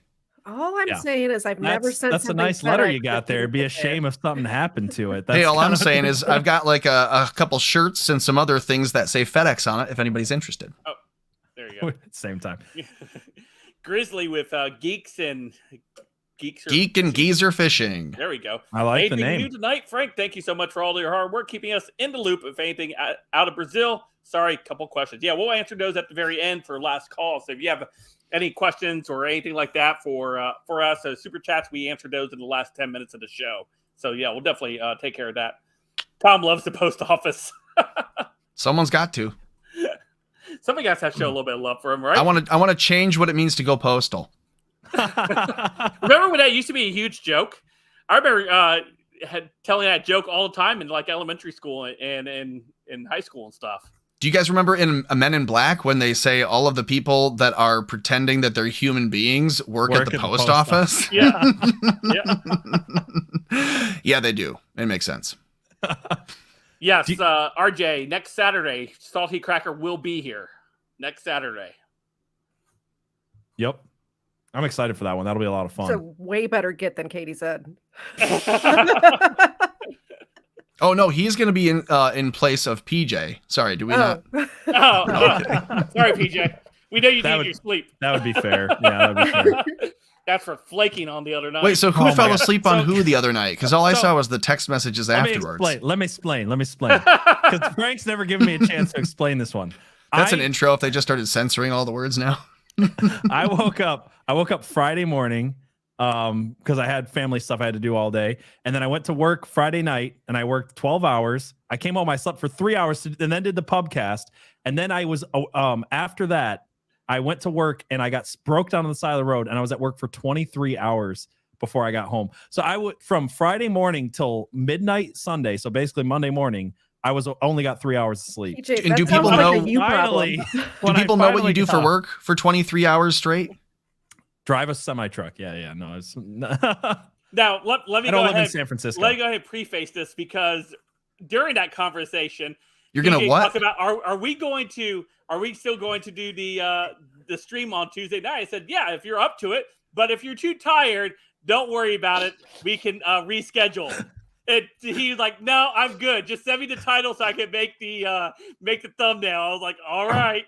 All right. Well, I'm going to blame my wife for this one because I came home, set 3 alarms, and then told my wife, I'm probably going to sleep through these. So wake me up. And she never did. And I slept through all my alarms. You know what's interesting about this I would have done it too. I would have done it. I've just been tired. PJ and I had something going on at 4:00 on Friday. So if you were with family all day, you came to that a little bit late and said you were sleeping. So I don't know. Sounds made up. Friday. What did we? I can't remember the days anymore. Yeah, that's what happens when you can't keep your lies straight, PJ. Wish you weren't such a liar. And he said he fell asleep and he was sorry he was late. Hey, PJ, I can actually give you a real piece of positive news here for you. Or not news, but a piece of advice that you did not ask for. Instead of saying, hey, I'm not going to wake up to these alarms, because then it puts in your subconscious that you can sleep through them. Say, I absolutely have to wake up for this alarm. And then you more likely will. And actually, you'll likely wake up just before the alarm, a little irritated that you didn't get that extra 2 minutes. Fair. Story of my life. Yeah. So speaking of not being able to go to sleep because you're missing a nose, this story, I think this is a real story. I had to check it out a couple different times. I saw it earlier this week. Mississippi golfer bites off a man's nose in a fight. Yeah, it was. I mean, I felt good about myself back then, you know? If somebody messed with me, no problem. I didn't take crap from anybody. Now I'm in my 30s, I can't hold a job, I go out with women I don't even like. And worst of all, I take crap from absolutely everybody. Yeah, well, things could be worse, you know? I could have got my nose bit off by a Saigon whore.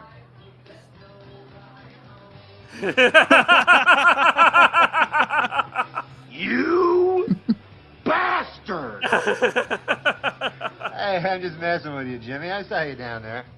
Hey, Mazzetti, get Jimmy a beer on me. Okay. Oh, yeah. I love Tom or Chris Farley. Yeah, so we got this Mississippi golfer bites off a nose in a fight over the game. Nose still has not been found. I think the guy swallowed the nose. Yeah, of course he did. He bit it. Why would you? What else you do with it? It's the reflex. That's the food guy. in, food down. The part of the story that's left out is he just got back from Siberia where they found the zombie virus. That's funny. Bay St. Louis, Mississippi, Mark Wells, 51, of Biloxi, bit off another man's nose during an argument over a game of golf earlier this week. Stop it, Frank. You can without skipping a beat pronounce without any issue Biloxi, but you have stop it. A brawl between two men in the parking lot of Hollywood Casino Resort led to a serious facial injury. The two men had been arguing all day on the golf course when it escalated to a violent fight in the resort's parking lot. Wells took off his Tesla That's what you do. You bite a nose and you take off in the Tesla. Before police arrived on the scene, according to the police, the nose was never found. Mark Wells turned himself in on Wednesday and was charged with felony mayhem. Mayhem. That's a fun charge. Did this happen in California? And 2 minor counts of chaos. Took off in his Tesla. Oh my God. God damn. He's gonna be in there. They're gonna be like, "Sir, your sentence. You're not gonna like it. It's gonna smell." That's terrible. Police Chief Toby Swartz said the suspect, 51-year-old Mark Curtis Wells of Biloxi, Wells turned himself in and was booked into the Hancock County Jail at 11:45 a.m. Wednesday on a $50,000 bond. He paid the 10% down and was released shortly after. So this guy's out and free, looking for another nose to bite. Like a nose, he's running. Terrible. Oh my gosh! Yeah, after allegedly biting the victim, Wells fled in a dark-colored Tesla. Wells has been charged with mayhem, which carries the penalty up to 7 years in prison. Mayhem. I didn't know mayhem was an actual name of a crime. No, that's a fun name for That's like. great. What are you in for? Mayhem. Mayhem. Mayhem. If I ever go to prison, I want it to be for mayhem. So now I know if I'm going to go to prison, I bite someone's nose off. Yeah. And then I can get in for mayhem. I like mayhem. Yeah, or when you're in, you can at least add mayhem to the list. Yeah, that's true. That's true. Katie, you can do a whole show on that. On mayhem, I should do. No, on the nose guy. Oh yeah. First day of prison. I you might find the add biggest- that to the lineup for tomorrow's show. You should. First day of prison, you find the biggest, toughest guy, and you bite his nose off, and you get a mayhem rap. Did you say this happened in California? No, Mississippi. Mississippi. St. Louis, Yeah, Biloxi. Sorry, I heard you apparently say a place that Hollywood Frank has somewhere been in there. before. I heard you say Hollywood somewhere in there. The reason I ask is, you guys remember back in 2012 when all of those zombie attacks were happening in Florida? No, it was 2012 was when the Mayan calendar ended the world. Oh, it's 2011 actually. We're in the new timeline because I have of a funny story about that. When that zombie attack was happening in Florida, the one that happened in Miami, Mr. Zed and I were on a cruise for a week, so we didn't have any access to news at all. And we get back into the port in Florida, and all over the news was like zombie attack. We're like, what the shit? What are we coming back to? What's It's going like Dawn of the on? Dead when they escape to the island and they think they're safe, and there's freaking zombies on the island. Like, can we get to our car? It's mayhem. It's mayhem. Yeah, I have way too many, and I'm like a grandfather that needs grandkids. That's the problem. I already act like a 65-year-old man who has grandkids. Oh my gosh, yeah. No, I think the zombie thing is funny. Just like it was like 3 cases. It popped up. They were like crazy videos, and then it just kind of went away. Wasn't that bath salts related? Was that what it was? They blamed it on bath salts. It was not actually. They did tests. Katie with the strong defense of bath salts. Okay, Wow. not something I expected, but here we go. They did toxicology on. There was the two of them that I know of. They did toxicology on the one where the guy attacked the people in their garage, and the other one that was on like some causeway that happened in Miami. The causeway one was the craziest one. He ate a face. No bath salts. Yeah. No bath salts at all. Yeah. That's what I was gonna say. Is the bath salts was what they used as an excuse, but that's what everybody thinks, but it's not the case. And there was 3 cases. There was the guy who bit a guy's bicep off and was tased like 3 times before they shot him, and he just like growled at them and pulled the tasers out and kept. I remember that story. So you guys have seen the movie Blade, right? Yes. Yes. Is that not that?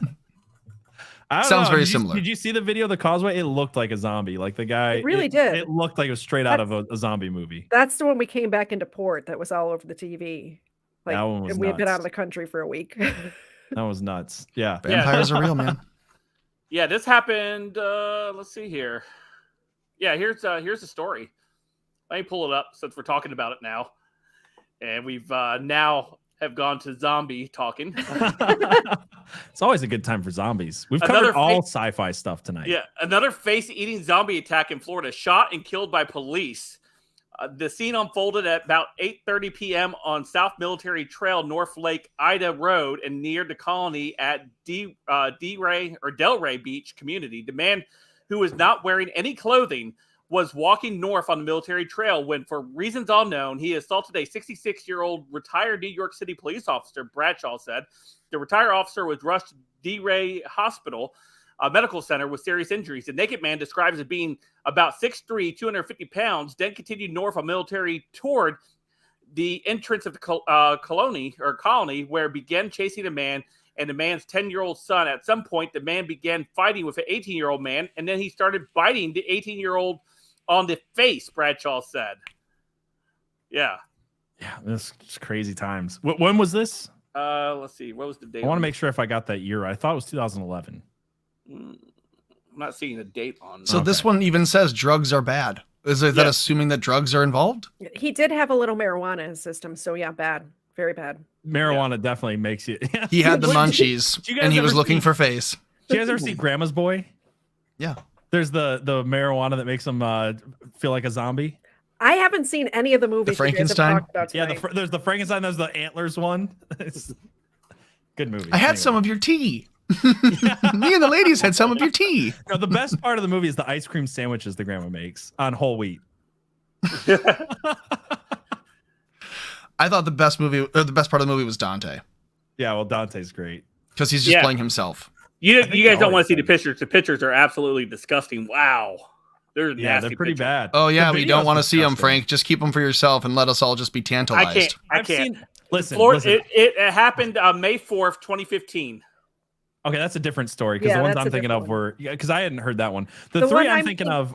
The one I'm thinking what happened on a causeway in Miami. And that was definitely 2011 because I was doing it. This is funny. I was actually doing a YouTube channel about zombies back then, and that's why I remember it. But it was. There's a lot more zombie stories than you would be. Right. You know what? I found it. It's the Miami cannibal attack is what you're referring to. May 26, 2012. I think that is correct because Dave or Mr. said, and this is it says from Afghanistan at the time. Rudy Eugene. Yep, I just saw it. Attacked and maimed Ronald Popo, a homeless man, on the MacArthur Causeway in Miami, Florida, making headlines worldwide. Maybe he was just trying to taste some face and thought a homeless man was an easy loss for the city. Yeah, it was that one, and I think it was only within a few weeks later the bicep one happened. It was all like within a month. There was like 3 of them. So. I'm telling you, people are like they're trying to become werewolves. They're trying to become vampires. 2012 wasn't that the last Kristen Stewart movie about the vampires? I thought you were talking about CERN. Oh no, I don't think so. I think those kept going after that. No, yeah, I bet you would know, PJ, huh? No, Twilight. You mean? I did have a girlfriend back in the day that made me go see the first Twilight in theaters, unfortunately. So that's my whole 2008 experience. That's what you get when you date a another movie I've never seen. Yeah, 2008 was Twilight, the original. The first movie came out. I knew because I was in high school and I went and saw it, unfortunately. So what was the last movie called? Twilight. Frank, why? I got to know now. No, you don't, actually. Yes, I do. Did you go to the midnight showing, Frank? I did, actually. Me and my wife did. He slept out on the sidewalk overnight to get in. What was it called? What was the last movie called for Twilight? I think it's called Audience Retention. Breaking Dawn or something like that. Breaking Dawn? Just off the top of Breaking your head. Dawn Part 2. Okay. Oh, yeah, I think it's called Breaking Dawn or something. Good one, PJ. Such camouflage.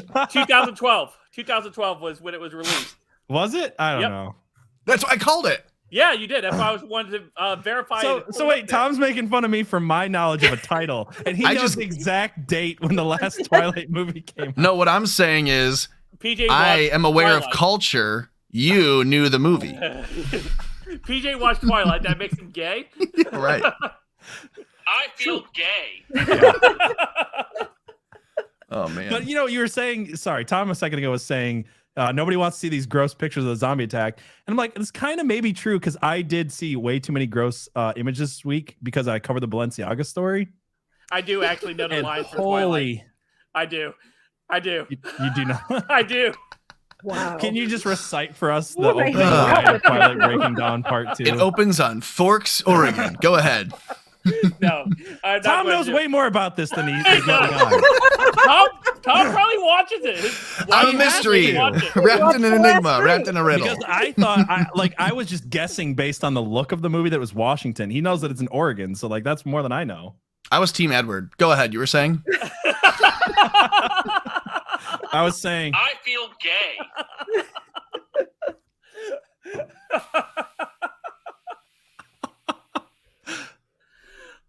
How did this devolve into? I was trying to get us back on track with an actual story about Balenciaga. We're just like back to Twilight.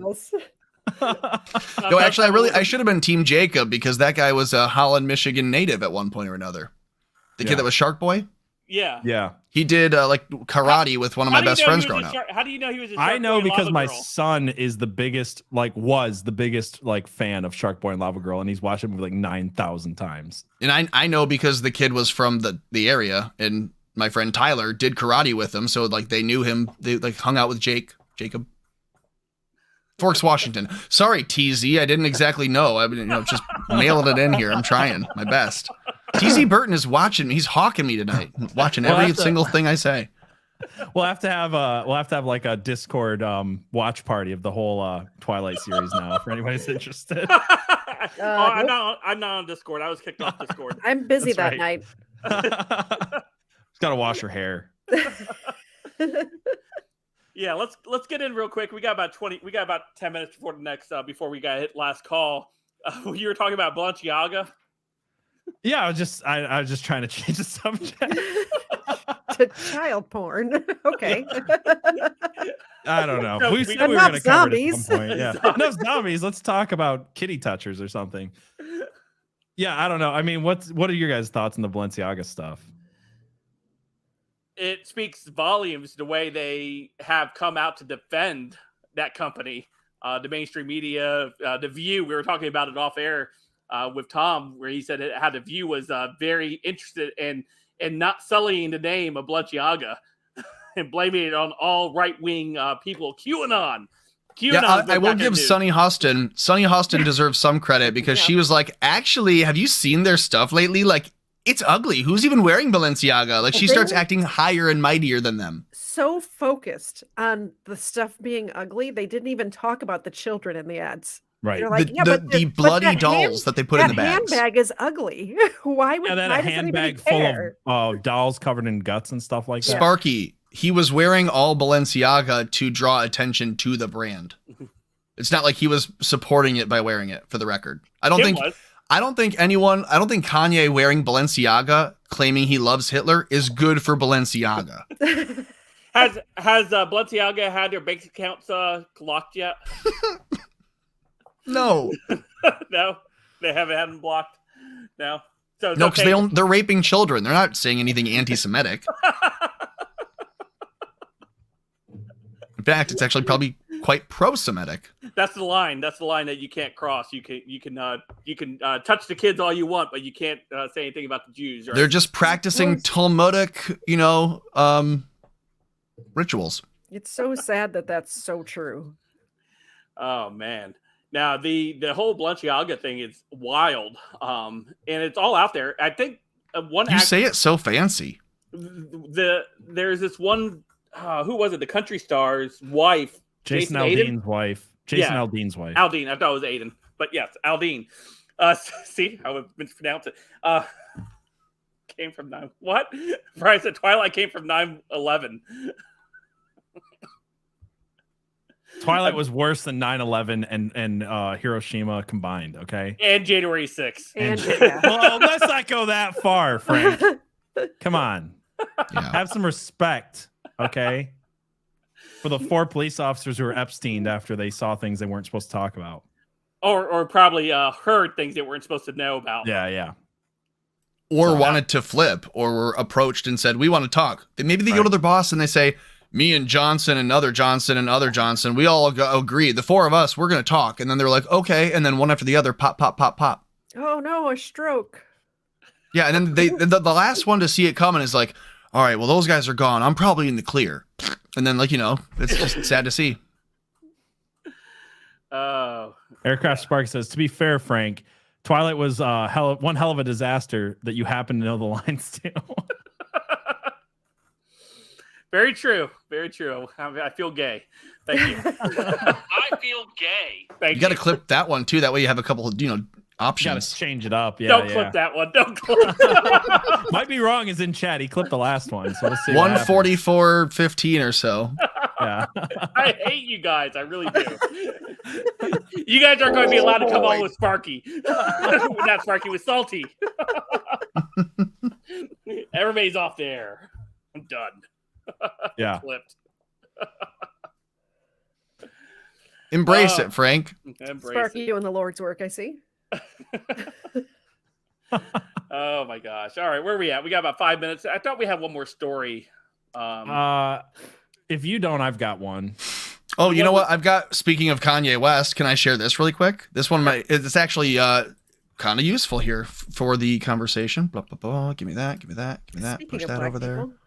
Speaking of black people, exactly. Pop it. Twist it. Screw it. Here we go.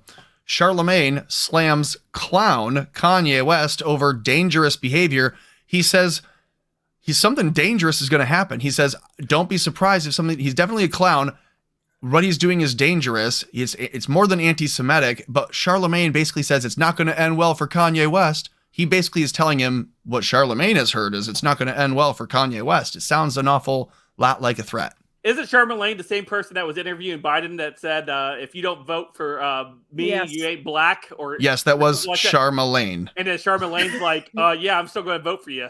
I think that's the same, the Hillary's hot sauce in her handbag. It is. Too. It's the same guy. I can't remember the name. Oh, he goes, word? I hate the Charlemagne. Breakfast Club. It's called the Breakfast Club. I hate Charlemagne and all these Breakfast Club people on there because they all act outraged when stuff like this comes out and they're like, oh yeah, but we're still going to vote Democrat.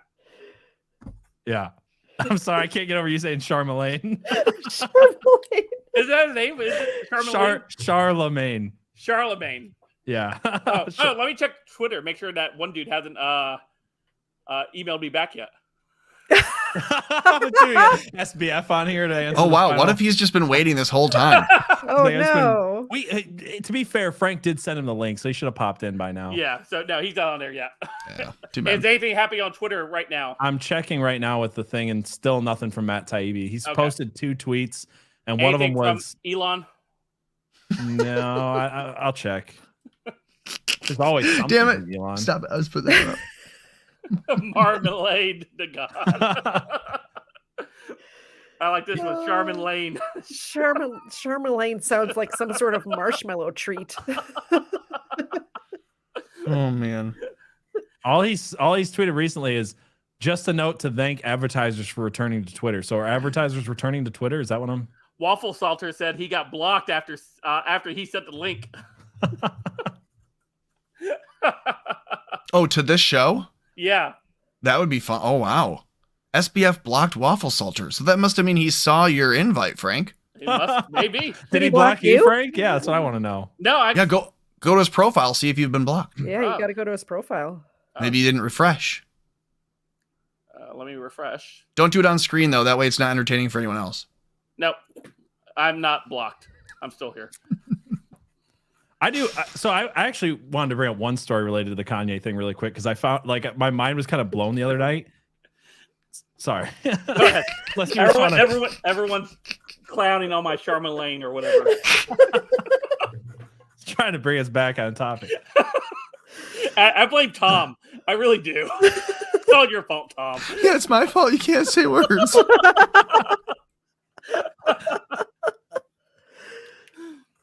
Oh man, you missed it, Denise. We emailed, we DM'd the head of SBF to come in and talk to us about his Sam Bankman-Fried, the guy at FTX. We wanted to ask him about his hairdo. Define Jufro, if you could, Sam.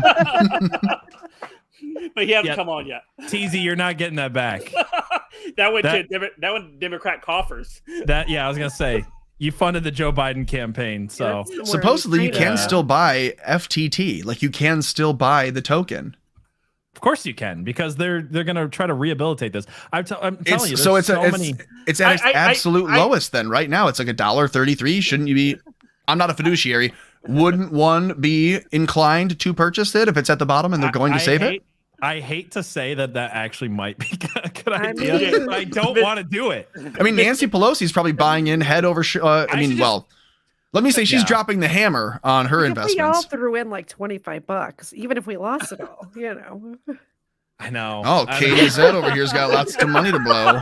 We just need we need some insider to tell us who Nancy Pelosi's investing in. Katie Z, if you have $25 to blow, you can buy a Last American Pubcast T-shirt. Great idea. Or I could chip in for a second screen for you. That's true. You know, if you buy a shirt, you're likely chipping in for a second screen for you will Frank. actually be chipping in. So if you guys go, I'll drop this link in the chat because it's kind of weird. It's bonfire.com/store/last-American-pubcast. But you guys can buy a Last American Pubcast t-shirt. Actually, if you guys just Google Last American Pubcast, is one of the first things that comes up anyways, our merch shop. So yeah, you can get a McCarthy Was Right shirt, hoodie, whatever, baseball tee, the Minuteman shirt, which what I'm wearing right now is my favorite one. If you Google Last American Pubcast, they actually have like a little mock page for us. Like on the Google results tab, they have our little description of the pod. Nice. I didn't know that. Nice. Yeah, the hoodie's awesome. Actually, I need to order another hoodie because I gave my hoodie away. So to a super fan of the show. So awesome. I think you're trying to get Bryson to wear it, huh? No, I think this is the one. If you guys want to help, donate your super chats, help Frank get a raise your glass in pastel pink. I think that would be, yeah. Then he could. I feel gay all day. So, Mr. Zed says he likes that hoodie. You might want to be. I don't know, Katie. Take from that what you will. Christmas is coming. There you go. Christmas. Get it. I just meant the fact that he likes the pastel pink one. Katie, can I just say again how much I appreciate the Joe McCarthy Was Right shirts? Thank you. Frank did not like it, and that's probably the one I'm gonna get. I'm gonna order mine tonight, and I'm gonna get the McCarthy Was Right shirt. Yeah, but I'm gonna get it in that heather blue. Toggle over to. It's indigo. Yeah, indigo. That's the one. Yeah, I think that's gonna look good. Yeah, I like that. So sweet. We're here at the 8-minute mark where you got last call.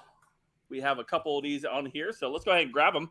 If you have any super chats, now is the time to send them in, so that way we can go ahead and highlight them and read them on air. Waffle Salter here for $50 earlier. Said Last American Pubcast Rumble channels soon, plus cheers. Thank you so much, Waffle Salter. And we did talk about the Rumble channel that is set up. We will hopefully be able to stream on that here soon, right? I think it may be an issue of not enough subs to be a live stream. I could be mistaken there. I don't know that that's an issue because it wasn't before, but if you could, and I'll drop the link another time here, but it's just Rumble/Last American Pubcast. That's the channel, I think. Yep, it is. Well, I think they put a C there, but I don't know if here we go. So rumble.com/C/Last American Pubcast. Yep, I dropped that in chat too. This one came in from Grizzly. Says, anything new tonight? Frank, thank you so much for all of your hard work, keeping us in the loop. Anything out of Brazil? Sorry, a couple questions. Yes, anything new tonight? Tonight, we just recapped everything that happened with Elon Musk and the Twitter files of Hunter Biden and the collusion between federal government and the Biden campaign to silence that story in order so that way voters would not be able to hear about it. And then also we have the Salty Cracker will be joining us next Saturday at 7:15 p.m. So if you want to come in to be part of that, that's going to be awesome. That will be a lot of fun to have Salty here. Giving and spread the word. Share a link. If you're gonna share a link to any show of that we ask ever, share a link to this one coming up next Saturday so that more people can see when we have Salty on. Let's make it like a record-breaking show by no small margin. Yeah, so tonight we had the most people on at one time tonight. We had over 400 people watching on YouTube, and then I know we're broadcasting to what other one are we on right now?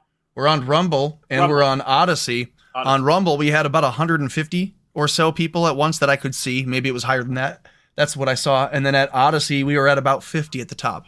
So there we are, nearly 600 people. So that is our biggest ever so far. That's tonight. Well done. So yes, thank you so much for the support. I hope to have a record-breaking one on next Saturday when we have Salty come to joining us to bring his energy and bring the Salty Berserkers along with him. Blammo. Blammo. That's right. May he will say that as he comes on. Actually, yes, Blammo. Or what's the other one he likes to say? Oh boy! Nope, that's Dash. That one. That's Dash. This one was from Walter Salter for $25. Says, but would PJ drive a Tesla semi? No, No, I would not. I hate the idea of self-driving semis a lot. And I could get into it, but I won't. But no. Well, it wouldn't be self-driving. You would have to implant a Neuralink. Then you could think about where you were going to turn, PJ. No, I'm good. I drive a Volvo, Volvo semi as it is, and I hate that thing. So. This one came in from Baby Chewbacca, and let me say this. This is the first time I've seen Baby Chewbacca in probably 3 months. So thank you, Baby Chewbacca, for joining us tonight. Maybe you lurk out there sometimes and you don't talk, but I have missed seeing you in the chat, so thank you so much for coming in. For the $10, says bath salts. Ew, I recommend toilet sugar. Hey, we do have a Waffle Salter $25 super chat over here as well. It says Frank Pink Shirt Fund. So I think there is some support there for Frank to get a pink shirt. Yeah. I like it. Real Franks wear pink. There we go. Baby Chewbacca came in with a $10 as well. Another one here. Thank you so much, Baby Chewbacca. Thank you. We have one from I Like Salt. I like salt. Last call, getting another beer. Let us know what you guys are drinking, by the way. I'm curious. Yeah, you're going to need, you keep going like this, you're going to need that Neuralink. And PJ, that is like an aquarium attached to a handle there that you got. And Baby Chewbacca came in with another one here. Says, I blow for money. I'm a clown balloon artist. How about that on a t-shirt? Or just have like a balloon animal, like as the cartoon, and then just say, I blow for money, or I blow for dough. This reminds me of something I tweeted this morning. I got to share with you guys. I found the t-shirt that goes harder than any metal band t-shirt you've ever seen. And it's swing for the retarded. Today in well-meaning things at Age Terribly, I bring you this charity golf t-shirt from 1982. Swing for the retarded. Nice. And Miss Jamie, thank you for being part of tonight's show as well. Says, love the big 15-ounce mugs. Don't use the 11-ounce ones. I've got one salty mug, but want them all. LOL. This is a 24-ounce mug. Yeah. No, wow. Is it 24? I don't know. It's 2 cans of beer. Whatever that is. Is that 24 ounces? Yeah, that's what I said, isn't it? No. Is that what he said? I don't know. 24 ounces? Yes. 2 12-ounce cans? Frank, you need one of those Neuralinks to be able to hear this. I do. My wife says, great show tonight. So thank you, babe, for watching. She's biased. Thank you. Who's your favorite host, though? That's the question. Yeah, who is your favorite host? That's a good. Yeah, put it in the chat. Don't answer. It'll be awkward for us later.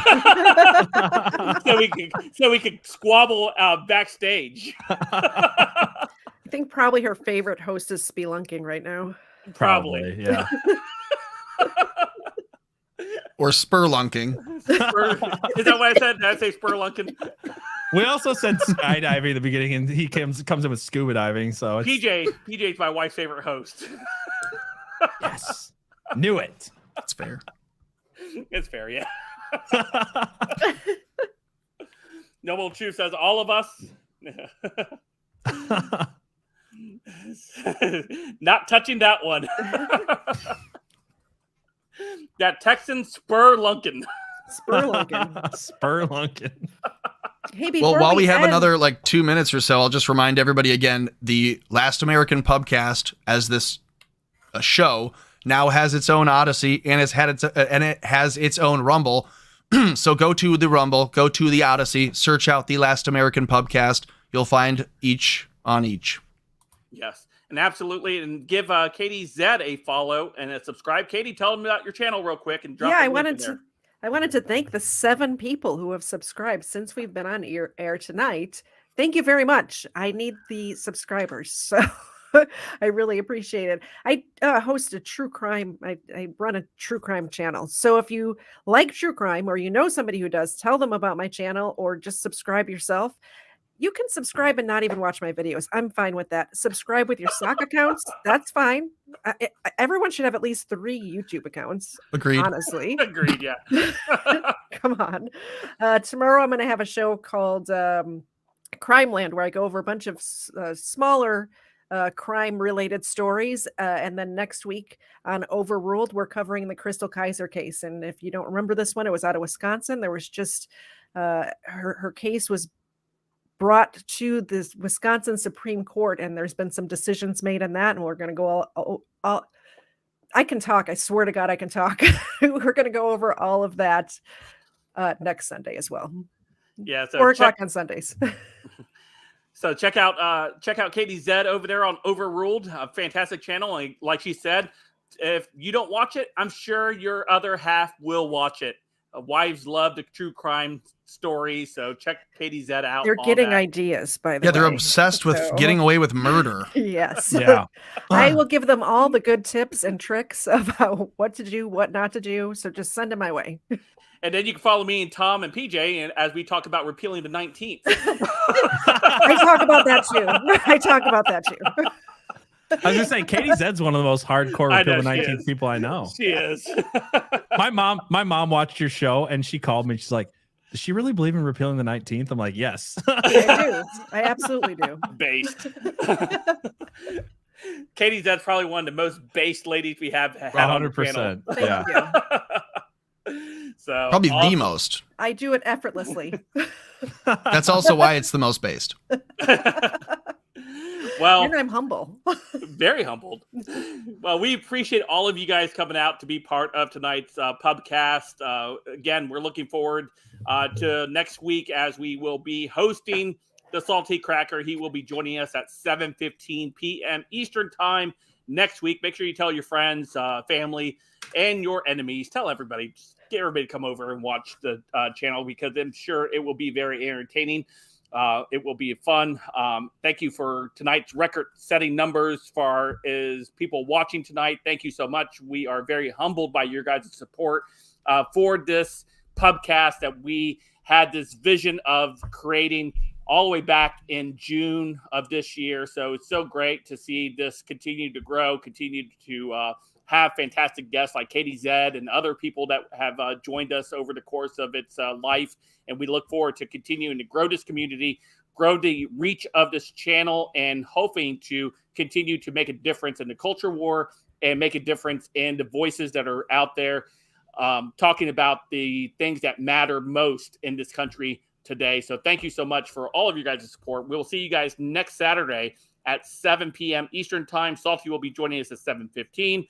And for all of the hosts here tonight, for Tom, PJ, and Katie Zed, thank you guys so much for the support tonight. And we will see you guys next Saturday. The pub is closed. We'll see you guys next week. Have a great one, everyone. And I got it.